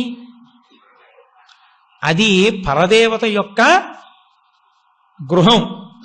అక్కడికి వెళ్ళి అమ్మా మా చిలక మీ ఇంట్లోకి వచ్చేసిందమ్మా, మీరు ఎత్తుకుపోయారంటే ఏమైనా పద ఉంటుందా? శివుడు కాలిస్తే ఆవిడ బతికించింది. ఆవిడితో వ్యవహారం చాలా జాగ్రత్తగా ఉండాలి. ఎందుకని? ధ్వనిని బట్టి కనిపెట్టాడు ఎక్కడి నుంచి వస్తోంది చిలుక మాట అని. గళపంజర వాగనుమిత, అమ్మవారి యొక్క కంఠమనేటటువంటి పంజరంలోంచి వినపడుతోంది ఆ మాట. మన్మధుడి చిలుక ఇక్కడ కూర్చుంది. ఇప్పుడు ఆ చిలకని అమ్మ నా చిలకని ఈ కంఠంలో ఉందమ్మా అంటే నీ చిలకని నేను దాచేశానంటావా అందనుకోండి, ఎంత ప్రమాదం. పైగా మనుశ్చంద్ర కుబేరశ్చ లోపాముద్రాసమన్మద అగస్తీరగ్ని సూర్యశ్చ ఇంద్రస్కంధ శివస్తథ క్రోధభట్టారకో దేవ్య ద్వాదశామి ఉపాసకాహ అని 12 మంది అమ్మవారి ఉపాసకులు. అందులో మన్మధుడు ఒకడు, విశేషమైన భక్తుడు. అమ్మ నా చిలక నీ కంఠంలో ఉండిపోయిందమ్మా, కొంచెం బయటకు వదిలేయి అని ఎలా అంటాడు? ఆ చిలక అరుస్తోంది. అమ్మవారి యొక్క మాట అంత అందంగా ఉంటుంది. మన్మధుడి చిలుక పలికినట్టు ఉంటుందని చెప్పడానికి మూకశంకరుల ప్రయోగం. ఇప్పుడు ఆ చిలుక పలుకుతోంది, అమ్మ నా చిలక ఉందమ్మా నీ కంఠంలో అంటే ఆవిడ కోపం వస్తుంది. అనకపోతే వాహనం లేదు. ఏరా నువ్వు ఏ పని చేయకుండా అలా కూర్చుంటున్నావేంటి, ఎక్కడికి వెళ్ళటం లేదు, లోకమంతా క్షోభిస్తోందంటే ఏం చెప్పుకుంటాడు? అమ్మ నా చిలక లేదమ్మా అనాలి. చిలక లేకపోతే ఏమైందంటే మళ్ళీ ఈ గంటలో ఉందనాలి. ఎలా ఆలోచించాట? ఇలా కాదు, చిలుకకో బలహీనత ఉంది. ఏమిటది? దానికి దొండపండు కనబడితే గభాలను దూకి కొరుకుతుంది.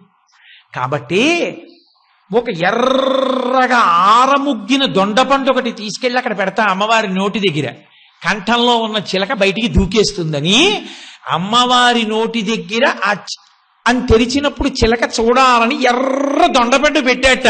అదే అమ్మవారి పెదివి అన్నారు శంకరాచార్య. గలమంజుల వాగనుమిత గల పంజర గత సుఖ గ్రహౌత్కంఠ్యాత్ అంబరదనంబరతే బింబఫలం శంబరారి నా న్యస్తం. న్యస్తం అంటే ఉంచాడు ఎవరు? శంబరారి, శంబరుని యొక్క విరోధి మన్మధుడు. ఆయన నీ కంఠంలో ఉండిపోయిన తన చిలుక కోసం పెట్టాడా అన్నట్టుగా ఉందమ్మా నీ పెదివి ఎర్రటి దొండపండులా అన్నారు. బహుశా వాంగ్మయంలో ఎక్కడా అమ్మవారి పెదవి మీద ఇంత గొప్ప శ్లోకం లేదు. అంటే ఆవిడ కంఠం ఆవిడ పలికితే అలా ఉంటుంది. అమ్మవారి కంఠం పలకడం అంటే సరస్వతీదేవి పాట పాడడం మానేసి అలా ఉంటుంది ఆవిడ కంఠం. శంకరాచార్యులు వారు సౌందర్యలహరి చేస్తూ అంటారు, విపంచాగాయంతి వివిధమపదానం పశుపతే తయారబ్ధే వక్తుం చిలిత శిరసా సాధువచని తదీయైర్మాధుర్యైరపలపిత తంత్రీ కలరవాం నిజాం వీణావాణి నిచులయతి చోళేన నిభృతాం అన్నారు. అమ్మవారి దగ్గరికి వచ్చి అమ్మవారి మీద కీర్తనలు చేస్తే ఆవిడికి చికాకు. ఏమిట్రా నన్ను పోగొడతాడు ఏమిట్రా వీడు అంటుందిట.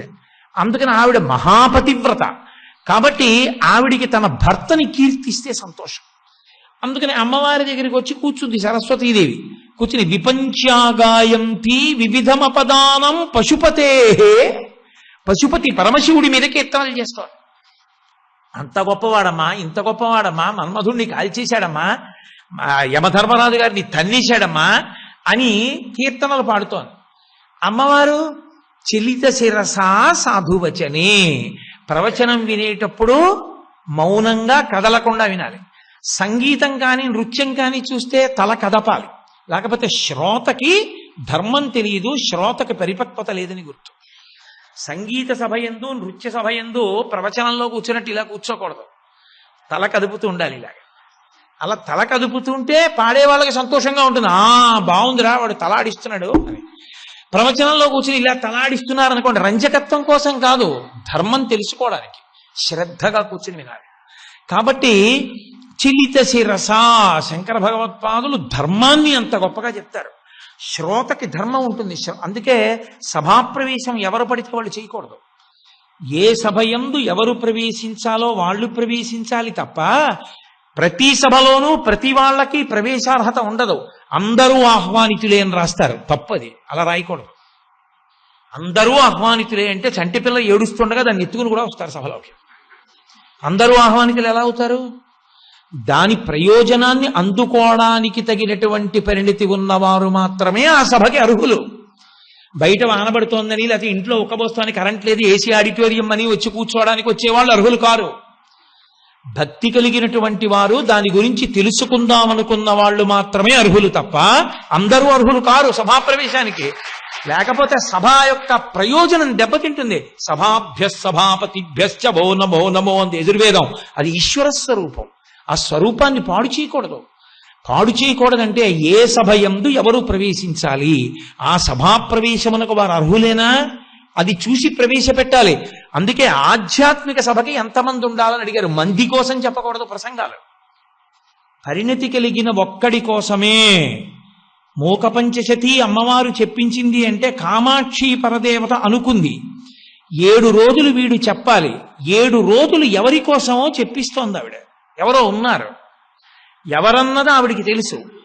ఆవిడ ఆ ఒక్కడి కోసం చెప్పిస్తోంది. ఆ ఒక్కడు తెలిసిపోకూడదు. అందుకని చాలా మంది చేత పరివేష్టితులు చేస్తుంది. కంచిలో అన్నదానం మొదలుపెట్టారు. మొదలుపెట్టినప్పుడు ఓ రోజు 100, ఓ రోజు 200, ఓ రోజు 500, ఓ రోజు 1000, ఓ రోజు 2000 అలా పెరిగిపోయారు. పీఠం శ్రీకార్యం పరమాచార్య స్వామి వారి దగ్గరికి వెళ్ళి అన్నాడు, అయ్యా 100 మందితో మొదలెట్టాం, రోజుకి 2000 మంది 3000 మంది అన్నం తినేస్తున్నారు. పూర్వం ఇక్కడ ఉద్యోగానికి క్యారేజీ తీసుకునే వాళ్ళు క్యారేజ్ మానేసి ఇక్కడికి వచ్చేస్తున్నారు భోజనానికి, ఇంతమందికి అన్నం పెట్టాలా అని అడిగాడు. అడిగితే పరమాచార్య స్వామి వారు అలాగే కూర్చుని ఒక్క క్షణం ఆలోచించి అన్నారు, ఒక్క మహాత్ముడైనా తిన్నాడంటావా? అయ్యో తినకపోవడం ఏంటండి, తిన్నాడు అన్నారు. ఆ ఒక్క మహాత్ముడు అన్నం తినడానికి నువ్వు ఇంతమందికి అన్నం పెట్టాలి. ఈ ఫలితం ఉంటే కానీ వాడు వచ్చి తింటాం. ఆ ఒక్కడెవడో ఉంటాడు కామాక్షి పరదేవత దృష్టిలో, ఆ ఒక్కడికి ఆవిడ ఏదో విశేషమైనటువంటి ప్రయోజనాన్ని కల్పించాలనుకుంది ఆవిడ. ఆవిడ మరి పరిపూర్ణ స్వరూపం కదా శ్రీ విద్యాతంత్రంలో. ఆవిడ ఏదో విశేష ప్రయోజనం చెయ్యాలి అనుకుంటుంది. ఆ విశేష ప్రయోజనం చెయ్యాలనుకున్నప్పుడు ఆ ఒక్కడే ఉన్నాడనుకోండి, దొరికిపోతాడు. అమ్మవారి అనుగ్రహం పొందినవాడు వీడొక్కడే అని తెలుస్తుంది. అది తెలియకుండా ఉండడానికి చాలా మందిని చుట్టూ పెడుతుంది. చెప్పేవాడు ఎలాగో తెలుస్తాడు, వీణ్ణే వాడింది అని. కానీ ఎవరి కోసం అది చాలా ప్రధానం. ఎవరి కోసమో దాస్తుంది. ఆ ఏ ఒక్కడో వాడు పాడవకుండా ఉండడానికి ఆ సభలోకి వచ్చే వాళ్లకు అర్హత ఉండాలి. లేకపోతే ఏమవుతుందంటే వాడు పాడైపోతాడు. ఎవడు అందుకోవాలనుకున్నాడో యజ్ఞాన్ని రాక్షసులు పాడు చేసేసినట్టు సభ యొక్క స్వరూపాన్ని పాడు చేస్తే అందుకోవలసిన వాడు అందుకోలేడు, పోగొట్టేసుకుంటాడు. ఈయనగాచి నక్కల పాలైపోయిందంటారు, అలా అయిపోతుంది. అందుకే ఏ సభలో ఎవరుండాలి అన్నది నిర్ణయం తప్ప ప్రతి సభకి జనం వచ్చేస్తే బాగున్నాం అన్నట్టుగా అందరూ ఆహ్వానితులే అని రాయడం తప్పే. అలా సభాప్రవేశం చేయకూడదు.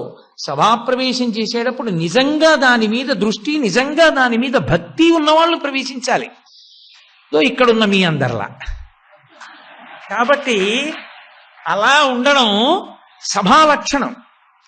కాబట్టి అమ్మవారి విషయం దగ్గరికి వచ్చేటప్పటికీ మూకశంకరులు ఆ ప్రతిపాదన చేస్తున్నారు అంటే ఒక్కటే కారణం, అమ్మవారి యొక్క ధ్యాన శ్లోకంగా చెప్పారనుకోండి.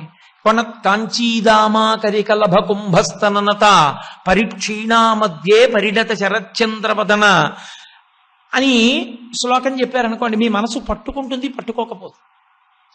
దాన్ని ఏదో ఒక పొడుపు కథలా తీసుకొచ్చారనుకోండి, మీ మనసు అది ఏమిటో తెలుసుకుందాం తెలుసుకుందాం తెలుసుకుందాం అని ప్రయత్నం చేస్తుంది. మీకు శ్లోకం గుర్తుండకపోవచ్చు, కానీ ఇది మీకు గుర్తుంటుంది. మీరు ఇప్పుడు ఇంటికి వెళ్ళిపోయి ఒకవేళ మీ భర్త గారు సభలో ఉండుండకపోతే మీ భర్త గారికి, మీ భార్య గారు ఉండుండకపోతే ఆవిడికి, ఇంటికి వెళ్ళాక నీకు విచిత్రం చెప్పనా? నేను అడుగుతాను, నువ్వు చెప్పు చూద్దాం. కంచిలో ఉంది, ఐశానీషా కలయతి తరామైంద్రజాలం విలాసం. కంచిలో ఉంది, ఈశానుని యొక్క భార్య, ఆమె ఇంద్రజాలం చేసింది. ఇంద్రజాలం చేయడం వల్ల ఉన్న వస్తువు ఉన్నట్టుగా కాకుండా ఇంకోలా కనపడుతోంది. నేను ఇంకోలా కనపడుతున్నది చెప్తాను, ఉన్న వస్తువు ఏమిటో చెప్పు అని. తామ్రాంభోజం జలద నికటే అని మీకు గుర్తుండకపోవచ్చు. నల్ల మబ్బు, మబ్బులో ఎర్ర కలువ పువ్వు, ఎర్ర కలువ పువ్వులో మంకిన పువ్వు, మంకిన పువ్వులో మల్లెపూల కాంతి, మల్లెపూల కాంతిలో వీణానాదం. ఎవరు చెప్పు అన్నారనుకోండి, ఆవిడ ఆలోచించి నాకు అర్థమైంది, ఉలగలంత పెరుమాళ దేవాలయం అన్నారు. ఏమీ కాదు, మళ్ళీ చెప్పు అని మీరు సంతోషపడిపోయి ఆవిడ ఏదో ఒకటి చెప్పింది అనుకోండి, అక్కడ వరకు చెప్పావు కానీ పళ్ళు కాదు, చిరునవ్వు. ఎందుకో తెలుసా? ఆ చిరునవ్వు కాంతి, ఆ స్వచ్ఛత అదంత గొప్పది. అది గంగానదితో పోలదు. ఎందుకో తెలుసా? గంగానదిని శివుడు పట్టేశాడు, అమ్మవారి చిరునవ్వు ఎవరు పట్టుకుంటారు అని. ఒకవేళ మీకు శ్లోకం గుర్తులేకపోవచ్చు, మీరు మళ్ళీ ఇది చెప్తారు. అంటే నాటుకుందా లేదా? మనసులో నాటుకుంది. మనసులో నాటుకోవడం వల్ల మీరు ఇంకొకరికి చెప్పగలరు. ఏ కారణం చేతనైతే మీ మనసుకి కామాక్షి పాదం తగలగానే అయిపోయిందంటే ఆ ప్రయోజనం. ఎప్పుడు తెలియాలి ఆ ప్రయోజనం ఏమిటో? ఇప్పుడు అక్కర్లేదు. అది ఏనాడు తెలియబడాలో ఆనాడు తెలుస్తుంది. ఆనాడు తెలిసిన తర్వాత అంటాడు, అబ్బా ఏమీ అదృష్టం రా రోజు వినడం, లేకపోతే అమ్మ బాబోయ్ ఏమైపోదును, నా భాగ్య విశేషం రా నేను వినగలిగాను అని అప్పుడు పొంగిపోతాడు. కాబట్టి మూకశంకరుల ద్వారా అమ్మవారు పలికిస్తోందంటే అది కారణం. కాబట్టి ఇప్పుడు ఎక్కడ వదిలిపెట్టానో అక్కడికి రండి. చెలిత శిరస సాధువచనే తల కదుపుతూ వింటోంది అమ్మవారు సరస్వతీదేవి వీణ వాయిస్తే. ఎందుకు తల కదుపుతూ వినాలి? సభకో లక్షణం ఉంటుంది. ఏ సభలో ఉండేవాడు ఆ సభలో అలా ఉండాలి. సంగీతం జరుగుతున్నప్పుడు తల కదపాలి. అది ధర్మం, శ్రోత ధర్మం. అది తెలియని వాడిని తీసుకొచ్చి మీరు సభలో కూర్చోబెట్టారనుకోండి, ముందు వరుసల్లో ఆవిడ ఎంతో కష్టపడి పాడుతుంటే వాడు సెల్ ఫోన్ మాట్లాడుకుంటున్నాడు అనుకోండి, పక్క వాళ్ళతో మాట్లాడుకుంటున్నారు అనుకోండి, పాడేవాడికి ఎంత చికాగ్గా ఉంటుంది. పైగా ఆవిడ పక్క పాడుతుంటే వీడు లేచి ఇలా నమస్కారం పెట్టి వెళ్ళిపోతున్నాడు అనుకోండి, గౌరవానికి పెట్టినట్ట, నీకు నమస్కారం నువ్వు నీ పాట అని పెట్టినట్ట. ఎందుకు ఆ కూర్చోడం? అందుకే సభాప్రవేశమునందు అర్హత. దాన్ని గమకాన్ని తెలుసుకోగలిగిన వాడు, రాగతాళ పరిజ్ఞానం ఉన్న వాళ్ళు ముందున్నారనుకోండి, వాళ్ళు ఆవిడ పాడుతుంటే అప్పా అని పరవశించిపోతూ తాళం వేస్తున్నాడు అనుకోండి, పాడే వాళ్ళకి ఉత్సాహంగా ఉంటుంది. ఓ, దీన్ని తెలుసున్న వాళ్ళు వింటున్నారు. వాళ్ళు చేసిన సాధన, వాళ్ళు కష్టపడి నేర్చుకున్నది సార్థక్యం చెందుతోందని వాళ్ళు పరవశించి పాడతారు. అప్రయోజకుడు అదంటే ఏమిటో తెలియని వాడు ఎదురుగుండా కూర్చున్నాడు అనుకోండి, ఏమిటి పాడేవాడికి సంతోషంగా ఉంటుంది. కాబట్టి ప్రతిదానికి ధర్మం ఉంటుంది లోకంలో, ధర్మము చేత ముడిపడి ఉంటుంది. అందుకే అసలు ఆ ధర్మం అన్నది విడిచిపెట్టడానికి ఉండదు. శ్రోతకి ధర్మం అది అమ్మవారు పాటించింది. చలిత శిరసా సాధువచనే. సాధువచనే అంటే అద్భుతం అద్భుతం అని అరవకూడదు సంగీత సభలో. శభాష్ అని వినపడకుండా సాధువచనం అంటే చిన్న మాట అవతల వాళ్ళని అభినందిస్తూ అనాలి. అబ్బా అంటున్నారు అనుకోండి, సంతోషంగా ఉంటుంది. ఆహాహాహా అని అరుస్తున్నారు అనుకోండి, పాడేవాడు పాడలేడు. కాబట్టి చలిత శిరస సాధువచనే. శంకరుల శ్లోకముల యందు నాటకీయత ఉంటుంది. అది శంకరుల యొక్క వాంగ్మయ లక్షణం. శంకరులు ఒక శ్లోకం చేశారంటే ఒకసారి చదివితే చాలు. మీరు మళ్ళీ ఎప్పుడో అకస్మాత్తుగా దాని అవసరం వస్తే మీరు మళ్ళీ జ్ఞాపకం చేసుకుంటే మీకు ఆ సభ జ్ఞాపకానికి వస్తే ఆ మాటలు వచ్చేస్తాయి. అంతే, అలా వచ్చేస్తాయి దాని వెనకాల, ఒకదాని వెనకాల. మీరు ప్రయత్నపూర్వకంగా ఏదో బట్టి పట్టి గుర్తు చేసుకోక్కర్లేదు. ఎలా ఉంటుందో చెప్తారు శంకరాచార్యుల వారు. నిజంగా మీ కళ్ళ ముందు జరుగుతున్నట్లు చూపిస్తారు. నేను విపంచాగాయంతి వివిధమపదానం పశుపతే. ఎవరు ఆ కీర్తనలు వింటున్నారో వాళ్ళ హృదయమిరిగి పాడాలి పాడేవాడు. ఎవరు వింటున్నారు? పరదేవత వింటోంది. పరదేవత హృదయం ఏమిటి? మహాపాతివ్రత్యం. ఆమె శక్తి స్వరూపిణి. ఆమె లేకుండా శివుడు సాధించగలడని కాదు, అయినా ఆమె మహాపతివ్రత. అంతా శివుడి గొప్పతనం అంటే. అయినప్పుడు శివుడి మీద పాడితేనే ఆవిడ సంతోషిస్తుంది. అమ్మా నువ్వు మహిషాసురుని చంపావు, శుంభుల్ని చంపావు, అమ్మా నువ్వు ఆ నుంచి క్షా వరకు అక్షర స్వరూపానివి, నువ్వే శారదవి, నువ్వే మీనాక్షివి, నువ్వే కామాక్షివి అంటే ఆవిడ ఇలా అంటుంది. ఏమిట్రా అసలు శివుడి గురించి ఒక్క మాటలేదు అంటుంది. ఆవిడ మహాపతివ్రత. ఇది ఎరుగున్నది గాయకురాలు సరస్వతీదేవి. ఆవిడ మహాజ్ఞాని, గొప్ప జ్ఞానస్వరూపం. ఆవిడకి ఎందుకు తెలియదు? అందుకని ఆవిడ పాడుతోంది. దేని? వివిధమపదానం పశుపతే.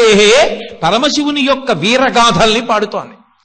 ఈవిడ త్వయారబ్ధే వక్తుం చలిత శిరసా సాధువచనే.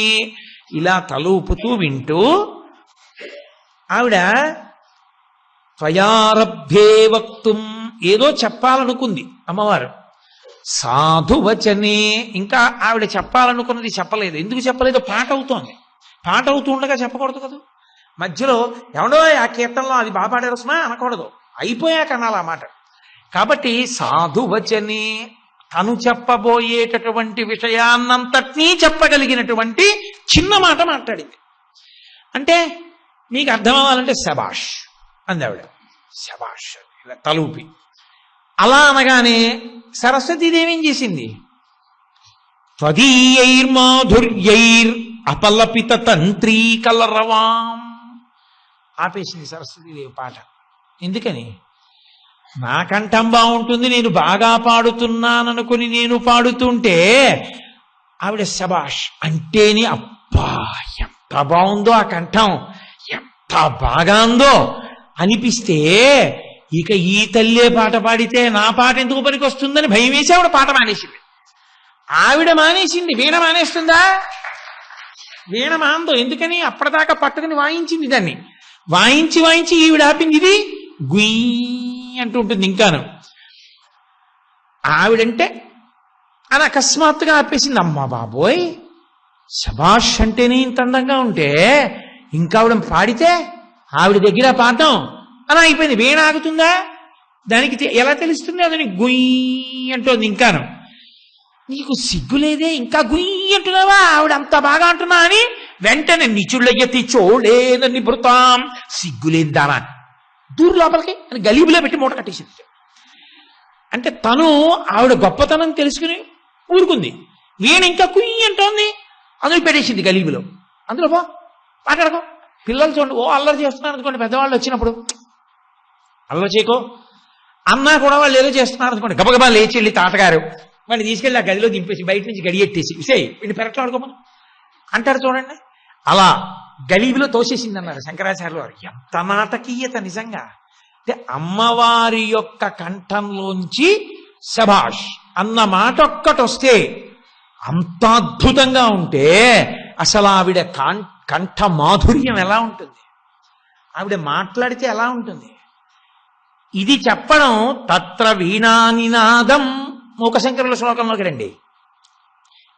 ఆమె నల్లని మబ్బనేటటువంటి కబరీబంధంలో ఎర్రటి కలువ పువ్వు లాంటి అమ్మవారి ముఖం, అందులో ఎర్రని మంకెన పువ్వు లాంటి అమ్మవారి పెదవి, అందులోంచొస్తున్న తెల్ల మల్లె పువ్వు యొక్క కాంతి లాంటి చిరునవ్వు, ఆ చిరునవ్వు వెనక అమ్మవారి కంఠంలోంచి వస్తున్నటువంటి వీణానాదం లాంటి కంఠస్వరం. ఇవన్నీ ఒకలా కనపడి ఒకలా ఉన్నవి. నల్లమబ్బు దగ్గర కలువ పువ్వు ఇవన్నీ. కానీ యథార్థానికి అది ఎవరు? కామాక్షి పరదేవతే. ఆవిడెవరు? ఆవిడెవరంటే శంకరాచార్య మూకశంకరులు అంటారు, ఆవిడ సుకృతలహరి పుణ్యాల పంట. ఎవరికి? ఐశానీశాం, ఈశాన్ని పుణ్యాల పంట అన్నారు. ఎందుకని? ఒక భర్త గౌరవం అంతా ఎవరి మీద ఆధారపడుతుంది? భార్య మీద ఆధారపడుతుంది. అందుకే ఒక మహాత్ముడు ఏడిచాడు, భార్య చనిపోయింది ఆయనకి. చనిపోతే ఆయన అన్నాడు, ఇహమునందు సుఖంగాదే పరలోకానికి కావలసిన మూట ఎత్తుకుపోయావన్నాడు. ఏది? పుణ్యం చేయడానికి అధికారం పోయింది. ఏం చేద్దామన్నా పీటల మీద కూర్చుందామంటే ఆవిడేది? ఆవిడ ఉంటే ఏదో కాశీ వెళ్ళాను గయ వెళ్ళానండి, ఆవిడ రాలేదు, ఏదో ఇంట్లో బంధువులు ఉన్నారంటే రవికిల పట్ట పెట్టుకుని అయినా చేసేసావు, అధికారం ఇచ్చేశారు. ఆవిడ లేకపోతే పోయిందంతే.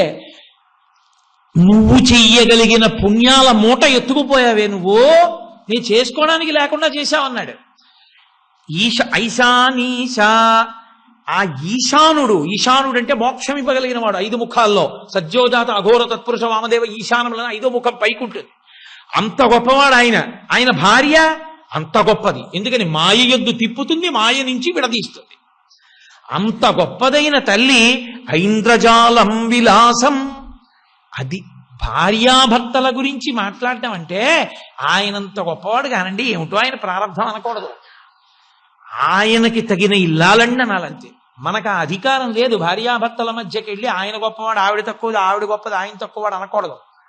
తగునీ చక్రి విదర్భరాజసతకుం తథ్యంబు వైదర్భయుం తగునీ చక్రికి ఇంత మంచి తగునే దాంపత్యమీ ఇద్దరిని తగులం కట్టిన బ్రహ్మ నిర్పరిగగా దర్పాహతారాతి అంటారు పోతన గారు. కళాభ్యాం చూడాలంకృత శశికళాభ్యాం నిజతపఫలాభ్యాం అంటారు శంకర భగవత్పాదులు. నిజతపఫలాభ్యాం వారుండులు ఒకరికొరకొకరు పుట్టినవారు. అందున పార్వతీ పరమేశ్వరులు. సంస్కృత భాష నేర్చుకునే వాళ్ళందరూ శ్లోకం చెప్తారు. వాగర్ధా వివసంపృక్తం వాగర్ధ ప్రతిపత్తయే జగత పితరవ్ వందే పార్వతీ పరమేశ్వరం. వాళ్ళిద్దరూ పదము అర్థము ఎలా ఒకదానినొకటి ఆశ్రయించి ఉంటాయో అలా ఎప్పుడు విడివడక కలిసి ఉంటారు. మాయాశక్తి త్రిపుర సుందరి ఆవిడైతే త్రిపురాంతకుడు ఆయన. వాళ్ళది ఆదర్శ దాంపత్యం. ఆవిడ మాయాస్వరూపం, ఆయన సత్యస్వరూపం. అటువంటి మాయాస్వరూపం ఆవిడైనప్పుడు ఆవిడ ఇంద్రజాలం చేస్తుంది. ఇంద్రజాలం అంటే లేనిది ఉన్నట్టు చూపిస్తుంది. అక్కడ నిజానికి నల్లమబ్బు లేదు, కలువ పువ్వు లేదు, ఆవిడ ముఖమే. ఇది ఎక్కడ? కాపి కాంచీనగర్య, కాంచీనగరంలో జరుగుతోంది ఇంద్రజాలం. 1 రోజో 2 రోజో కాదు, ఎన్నాళ్ళైనా ఉంటుంది ఇంద్రజాలం. ఇంద్రజాలం చూడాలనిపిస్తుంది ప్రతి వాడికి. పిల్లల దగ్గర నుంచి పెద్దవాళ్ళ వరకు ఇంద్రజాలం చేస్తున్నారు అనుకోండి, ఏదో డబ్బులు ఇలా టకటక డబ్బా కొట్టి ఇంద్రజాలం చేస్తానన్నాడు అనుకోండి, ఓ ఎండిపోయిన పావుని తీసుకొచ్చి అక్కడ పెట్టి, చూడండి ఇప్పుడు నేను ఏదో వస్తువుని సృష్టిస్తున్నాను, ఈ డబ్బాలో ఏముంది, ఏమీ లేదు, ఈ డబ్బాలోంచి చూడండి ఎన్ని పావురాయిలు తీస్తున్నానో అన్నాడు అనుకోండి, పెద్దవాళ్ళు పిల్లలు యవ్వనంలో ఉన్న వాళ్ళు అందరూ చూస్తారు. అదో సరదా. లేని దాంట్లోంచి ఏదో కొత్తది ఉందంటే అదో సరదా. ఎందుకంటే మన జీవితం అదే కాబట్టి, మాయ ఎందు ఉండడమే మన లక్షణం. అందుకే మాయ అంటే సరదా అందరికీ. కాబట్టి ఇంద్రజాలం చూస్తారు.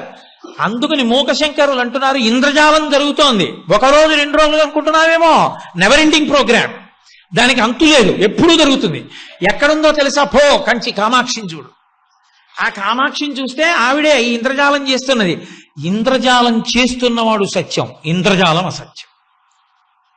మీరు బాగా పట్టుకున్నారో లేదో, ఇంద్రజాలం చేస్తున్నవాడు ఉన్నాడే వాడు సత్య వస్తువు, వాడు అసలు ఉన్నవాడు.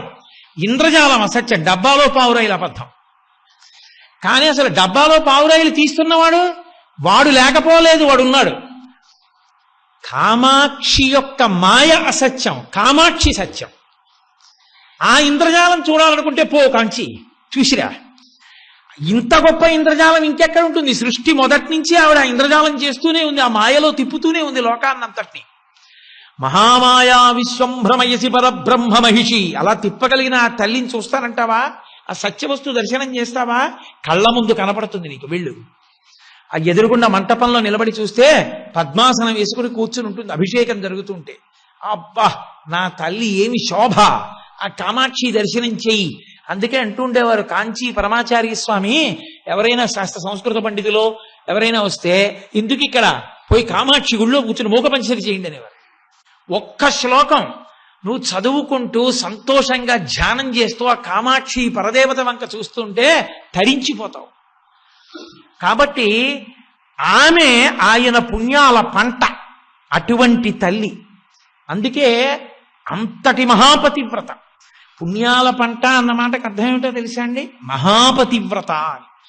ఆయన ఆజ్ఞ మీరదు. ఏ పని చేసినా నా భర్త సంతోషిస్తాడా, అదొక్కటే లక్ష్యం. ఎప్పుడూ ఆయన్ని సంతోషపెట్టడమే, ఇంకొకటి ఉండదు. నేను ఒక మాట అంటే మీరు బాధపడకండి. సరస్వతీదేవిగా వీణ పట్టుకుని చతుర్ముఖుడైనటువంటి చతుర్ముఖ బ్రహ్మగారి పక్కన తెల్లటి చీర కట్టుకుని వీణ వాయిస్తూ కూర్చోవడం చాలా సరదా. బాలభోగం నుంచి ఏకాంత సేవ వరకు చక్కగా చేయించుకునే శ్రీ మహావిష్ణువుకి ఇల్లాలు లక్ష్మీదేవిగా ఉండడం చాలా సంతోషం. ఏది ఎప్పుడు తనలో తాను రమిస్తూ ఉండి ఆకలేస్తే ఏమోయ్ అంటే అవుతోంది వంట అంటే పక్కింటికి వెళ్ళి భవతి భిక్షాం దేహి అని తినేయగలిగిన వాడితో దాంపత్యం అంటే మాటలా భార్యగా ఉండడం, అది పార్వతీదేవికి తెలియదు. అటువంటి వాడు కాముణ్ణి కాల్చిన వాడితో దాంపత్యం.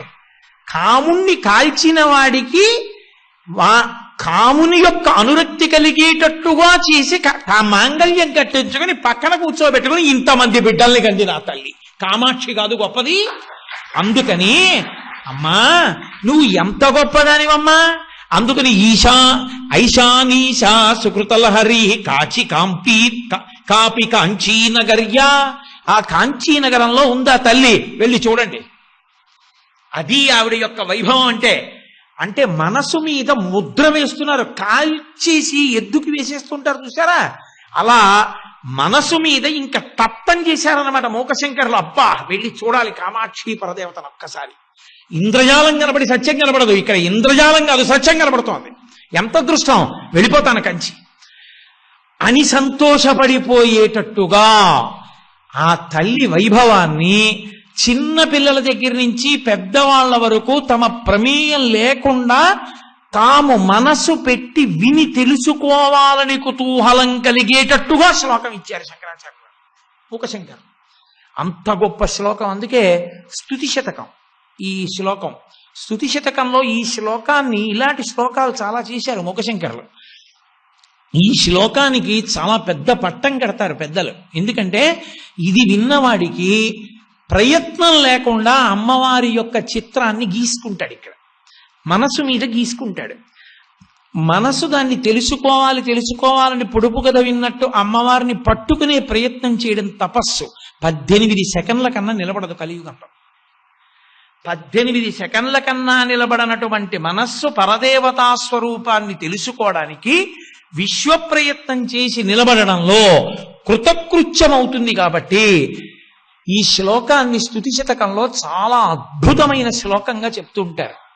అలాగే మందస్మిత శతకము అని అమ్మవారి చిరునవ్వు గురించి నేను ఇందాక మీతో మాట్లాడాను కదా, అందులో మూకశంకరులు ఎన్నో శ్లోకాలు చేశారు. అమ్మవారి చిరునవ్వు మీద 100 శ్లోకాలు.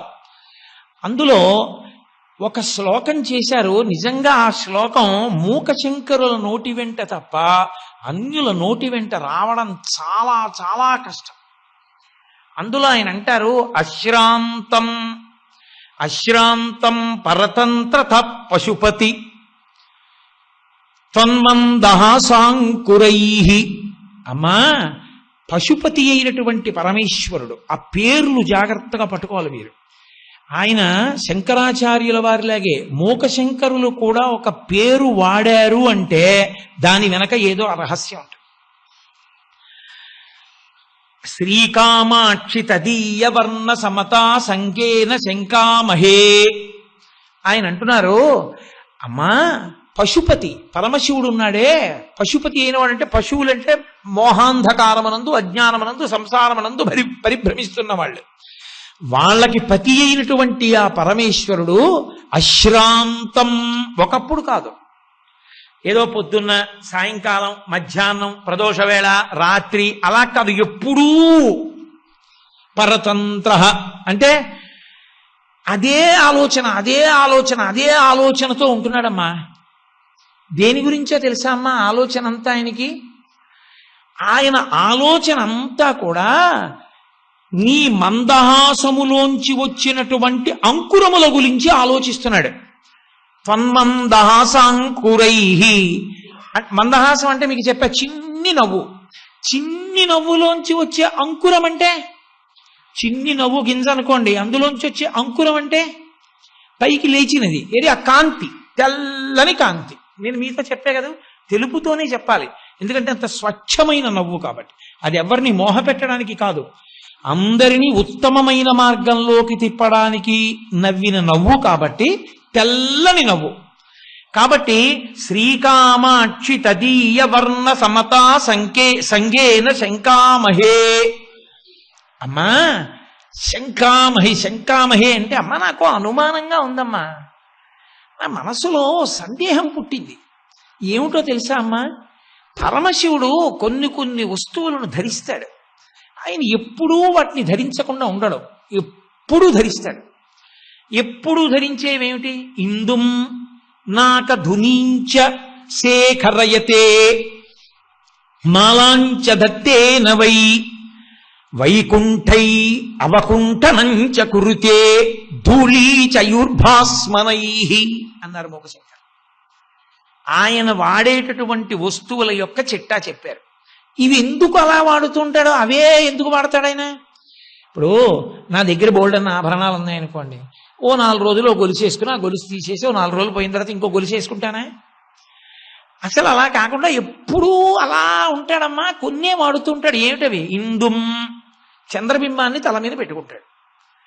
పరమేశ్వరుడు చంద్రబింబాన్ని తల మీద ఎందుకు పెట్టుకుంటాడు అంటే దాని తాత్వికమైనటువంటి రహస్యం వేరు. చంద్రుడు దోషం చేశాడు, భార్యలతో కలిసి సహజీవనం చేయడంలో ఒక ఆమె పట్ల అనురక్తి ప్రదర్శించాడు, మిగిలినటువంటి వారి పట్ల అనాసక్తి ప్రదర్శించాడు. అందరినీ కన్న తండ్రి ఒక్కడే, ఆ పిల్లని కన్నవాడు ఒకడు, మిగిలిన వాళ్ళని కన్న తండ్రులు వేరైతే ఆ పిల్లని కన్న తండ్రి సంతోషిస్తాడు. మా అమ్మాయి అంటే మా అల్లుడికి ఇష్టం, మిగిలిన వాళ్ళు అంటే పెద్ద ఇష్టం లేదని. అందరినీ కన్నవాడు దక్ష ప్రజాపతే. మిగిలిన వాళ్ళు వెళ్ళి చెప్పారు, నాన్నగారండి చంద్రుడు మాతో ఉండట్లేదు, ఒక్క రోహిణితో ఉంటున్నాడని. ఆయన మందలించాడు, వినలేదు. దక్ష ప్రజాపతి ముక్కోపి శాపం ఇచ్చాడు, క్షయవ్యాధి చేత నువ్వు నశించిపోతావు అనడం అనేశాడు. కోపానికి ఉన్న లక్షణం ఏమిటంటే అది విచక్షణని కోల్పోయేటట్టుగా చేస్తుంది. క్రుద్ధ పాపం నకుర్యాత్త క్రుద్ధో హన్యాద్గురునపి అంటారు వాల్మీకి మహర్షి. ఆ క్రోధం వచ్చిన వాడు గురువుని కూడా చంపేస్తాడు. అందుకని నువ్వు క్షయవ్యాధితో నశిస్తావు అన్నాడు. క్షయవ్యాధి ప్రారంభమైంది చంద్రుడికి. అమ్మబాబోయ్, ఈ క్షయవ్యాధితో నేను ఎక్కడ నశించిపోతానోనని వెళ్ళి పరమశివుడి గురించి తపస్సు చేశాడు. తపస్సు చేస్తే పరమశివుడు ప్రత్యక్షమయ్యాడు. ఏమయ్యా ప్రజాపతి నీ మామగారు దక్షుడు, బొత్తిగా ఆయన ఇచ్చిన శాపం పని చేయదు అని నేనంటే బాధపడతాడు కదా పెద్ద ఆయన, బ్రహ్మమానసపుత్రుడు. అటువంటి వాడి మాట కాదంటే బాగుంటుందా? అందుకని నీకు క్షయవ్యాధి ఉంటుంది, కళలు తగ్గుతాయి, కళలు పెరుగుతాయి, కానీ నీకేమీ అవదు అని లోకంలో ఎవడైనా తప్పు చేసిన వాడిని రక్షించాడనుకోండి, చాటుగా రక్షిస్తాడు. ఏమయ్యా అలాంటి దిక్కుమాల పని ఎందుకు చేసావయ్యా, ఇంకెప్పుడు చేయకు, ఫోన్లే కానీ నేను ఇచ్చానని చెప్పక ఎవరికి ఇదిగో ఈ డబ్బట్టుకుని ఎక్కడికో పోయి ఎక్కడో ఏదో జీవితం చెయ్యి అంటాడు. అంతేగాని బాగా తప్పు చేసిన వాడిని నెత్తిమీద ఎట్టుకు తిరుగుతున్నాడు అనుకోండి, అది కూడా అలాంటి వాడితో కలిసి తిరుగుతున్నాడు వీడును అంటారు. పరమశివుడు ఏం చేశాడు? ఎవడు బాగా తప్పు చేశాడో వాడిని నెత్తిమీద ఎట్టుకున్నాడు. తప్పైపోయింది మహాప్రభో అంటే చాలు, అది ఆయన ఔదార్యం. ఎంత ఉదారుడో మహానుభావుడు. సరేలేరా నువ్వేమైపోవంటే సరిపోయే, నెత్తి మీద ఎట్టుకున్నాడు తీసుకుని. అదే పోలిక ఆ ఇంట్లో తల్లిది, పెద్ద కొడుకుది, చిన్న కొడుకుది. మీరు చూడండి, గణపతి ఇవాళ మీరు వినాయక వ్రతకల్పం అని చదువుతున్నటువంటి కథ పచ్చి అబద్ధం. అసలు ఆ కథ లేనే లేదు విష్ణు పురాణంలో. ఎవడు రాశాడో నాకు అర్థం కాదు ఆ పుస్తకాన్ని, ఆ కథని. అసలు విష్ణు పురాణంలో ఉన్న కథ వేరు. ఆయన చంద్రలోకానికి వెళ్ళాడు. ఆయన ఏదో కాళ్ళు అందలేదు, చేతులు అందలేదు, ఏదో చంద్రుడు చూశాడు, పొట్ట పగిలిపోయింది, ఇవేం లేవు. ఆయన చంద్రలోకానికి వెళ్ళాడు. వినాయక చవితి ఆయన పుట్టినరోజు, అందుకని ఆయన చంద్రలోకానికి వెళ్ళాడు.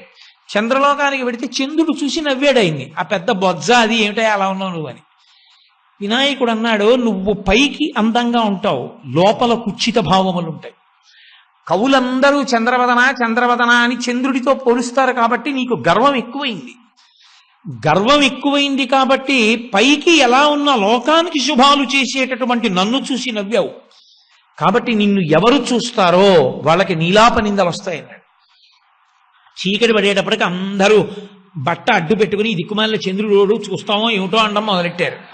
ఆయన సిగ్గుపడి సముద్రంలోకి వెళ్ళిపోయాడు. అందుకని క్షీరసాగర మథనంలో మళ్ళీ వచ్చాడు. అందుకని సముద్రంలోకి వెళ్ళిపోయాడు. వెళ్ళిపోతే చంద్రుడు లేకపోతే కటిక చీకటి, ఓషధులు ప్రకాశించలేదు, వైద్యం చేయడానికి ఓషధులు లేవు. ఋషులందరూ వెళ్ళి విఘ్నేశ్వరుణ్ణి అడిగారు, అయ్యా ఎలాగని. ఆయన అన్నాడు, వాడిని రమ్మనండి, వాడు తప్పు ఒప్పుకుంటే చాలన్నారు. వాళ్ళు వీరైనా ఒక గబుక్కుని పైకి వచ్చి, చంద్ర మీరు చెప్పింది విని చాలు, పాల సముద్రంలో పడుకో. ఎందుకని గబుక్కుని పైకి వచ్చారనుకోండి, ఏమిటి నన్ను పిలిచారని మరి వీళ్ళు చూడరు. లోపలే ఉండి విను, నువ్వు విఘ్నేశ్వరుడి దగ్గరికి వెళ్ళు, వెళ్ళి నీ తప్పు ఒప్పుకో, ఆయన శాపావకాశం ఇస్తాడన్నారు. చంద్రుడు ఎవ్వరికీ కనపడకుండా ఓ ముసుగేసుకుని విఘ్నేశ్వరుడి దగ్గరికి వెళ్ళాడు. ఆయన కూర్చున్నాడు సింహాసనం మీద. అయ్యా నా బుద్ధి పొరపాటు అయిపోయింది, మిమ్మల్ని చూసి నవ్వాను, నన్ను క్షమించండి అని ఆయన కాళ్ళ మీద పడ్డాడు. సరేరా తప్పు ఒప్పుకున్నావుగా చాలు, అందుకే ఏం చేస్తున్నానో తెలుసా, నిన్ను తీసుకున్న నెత్తి మీద పెట్టుకుంటానని చంద్రరేఖని నెత్తి మీద పెట్టుకున్నాడు విఘ్నేశ్వరుడు కూడా. అందుకే ఆయనకి చంద్రరేఖ ఉంటుంది. పెట్టుకోవడం కాదు, నీ ఎప్పుడూ చూడకూడదు అన్నాను కదా. ఏ చవితి నాడు నువ్వు నన్ను చూసి నవ్వావో ఆ ఒక్క రోజు తప్ప మిగిలిన రోజుల్లో చూసినా బాధ లేదు, వెళ్ళిపోన్నాడు. ఎవడు సంతోషపడిపోవాలి ఇప్పుడు? చంద్రుడు సంతోషపడిపోవాలి, విఘ్నేశ్వరుడు సంతోషపడిపోయాడు. సంతోషపడిపోయి ఒరే తప్పు చేసిన వాడు ఒకడు తప్పు ఒప్పుకున్నాడు, ఎంత గొప్ప విషయం రా లోకంలో ఇది, మారడం గొప్ప, ఒక్కడు మారాడు రా అని నృత్యం చేశాడు. అందుకని నృత్య గణపతి వచ్చింది. అంత ప్రసన్న హృదయుడు గణపతి అని. వాళ్ళ నాన్నగారు తప్పు చేసిన చంద్రుడిని నెత్తి మీద ఎట్టుకున్నాడు, విఘ్నేశ్వరుడు తప్పు చేసిన చంద్రుడిని నెత్తి మీద ఎట్టుకున్నాడు. వాళ్ళ అమ్మగారు అంతే, ఆవిడ తదినాటి చంద్రరేఖే పెట్టుకుంటుంది కిరీటం మీద. కామాక్షి కిరీటం మీద చూస్తే మీకు ఆకాశంలో శుక్లపక్ష తదియనాటి చంద్రరేఖ ఎలా ఉంటుందో కామాక్షి పరదేవత కిరీటం మీద అలాగే ఉంటుంది తదియనాటి చంద్రరేఖ. ఆ చంద్రరేఖ శివుడికి, అమ్మవారికి, విఘ్నేశ్వరుడికి, వీళ్ళందరికీ కలిపి కామన్ ప్రాపర్టీ. కాబట్టి ఆ పరమశివుడు అంతటి ఉదారుడు. ఇందుం అప్పటి నుంచి ఆయన చంద్రరేఖని పెట్టుకుంటాడు. ఎంత తప్పు చేసిన వాడైనా మారానని నా కాళ్ళు పట్టుకుంటే వాడిని నెత్తి మీద పెట్టుకుంటానని చెప్పడానికి పెట్టుకున్నాడు. కాబట్టి ఇందుం అమ్మా తెల్లటి చంద్రుణ్ణి శివుడు ధరిస్తాడు, అది తెలిపే. నాక ధునించ ఆకాశగంగ, ఆకాశగంగ తెల్లగా ఉంటుంది, యమున నల్లగా ఉంటుంది. అందుకే తిక్కన గారు మహాభారతంలో విరాట వర్ణన చేస్తూ సురనదియును కాళిందియును బెరసినట్టి కాంతి పూరమ్ము శోభిల్లు శాంతమూర్తి నా మనము ఆనందమగ్నముగా చేసి ఎలమి సన్నిధి చేసి సర్వేశ్వరుండు అన్నారు. హరిహరమూర్తిని వర్ణిస్తూ ఒక పక్కన యమునా నదిలా నల్లని విష్ణువు, ఒక పక్క గంగా నదిలా తెల్లని శివుడు కలిసి హరిహరమూర్తి నాకు దర్శనమిచ్చారన్నారు. అటువంటి తెల్లని గంగని పరమశివుడు నెత్తి మీద పెట్టుకుంటాడు. మీరు చూడండి, ఆయన పెట్టుకునేవన్నీ తెల్లటివే. ఒకటి తెల్లటి చంద్రుడు, చాలదన్నట్టు తెల్లని గంగ.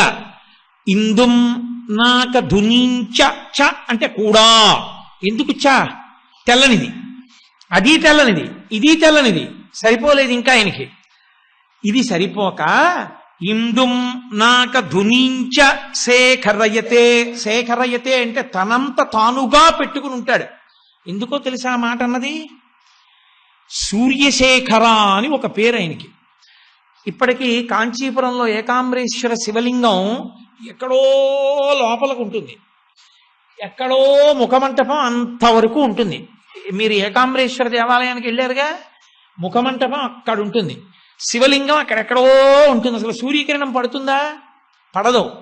కానీ కాంచీపురంలో మాఘమాసంలో రథసప్తమి దగ్గరలో ఒక ప్రత్యేకమైన తిథి నాడు బాలసూర్యకిరణం ఎదురుగుండా ఉన్న కిటికీలోంచి ముందు భూమి మీదకి వస్తుంది గుళ్ళో.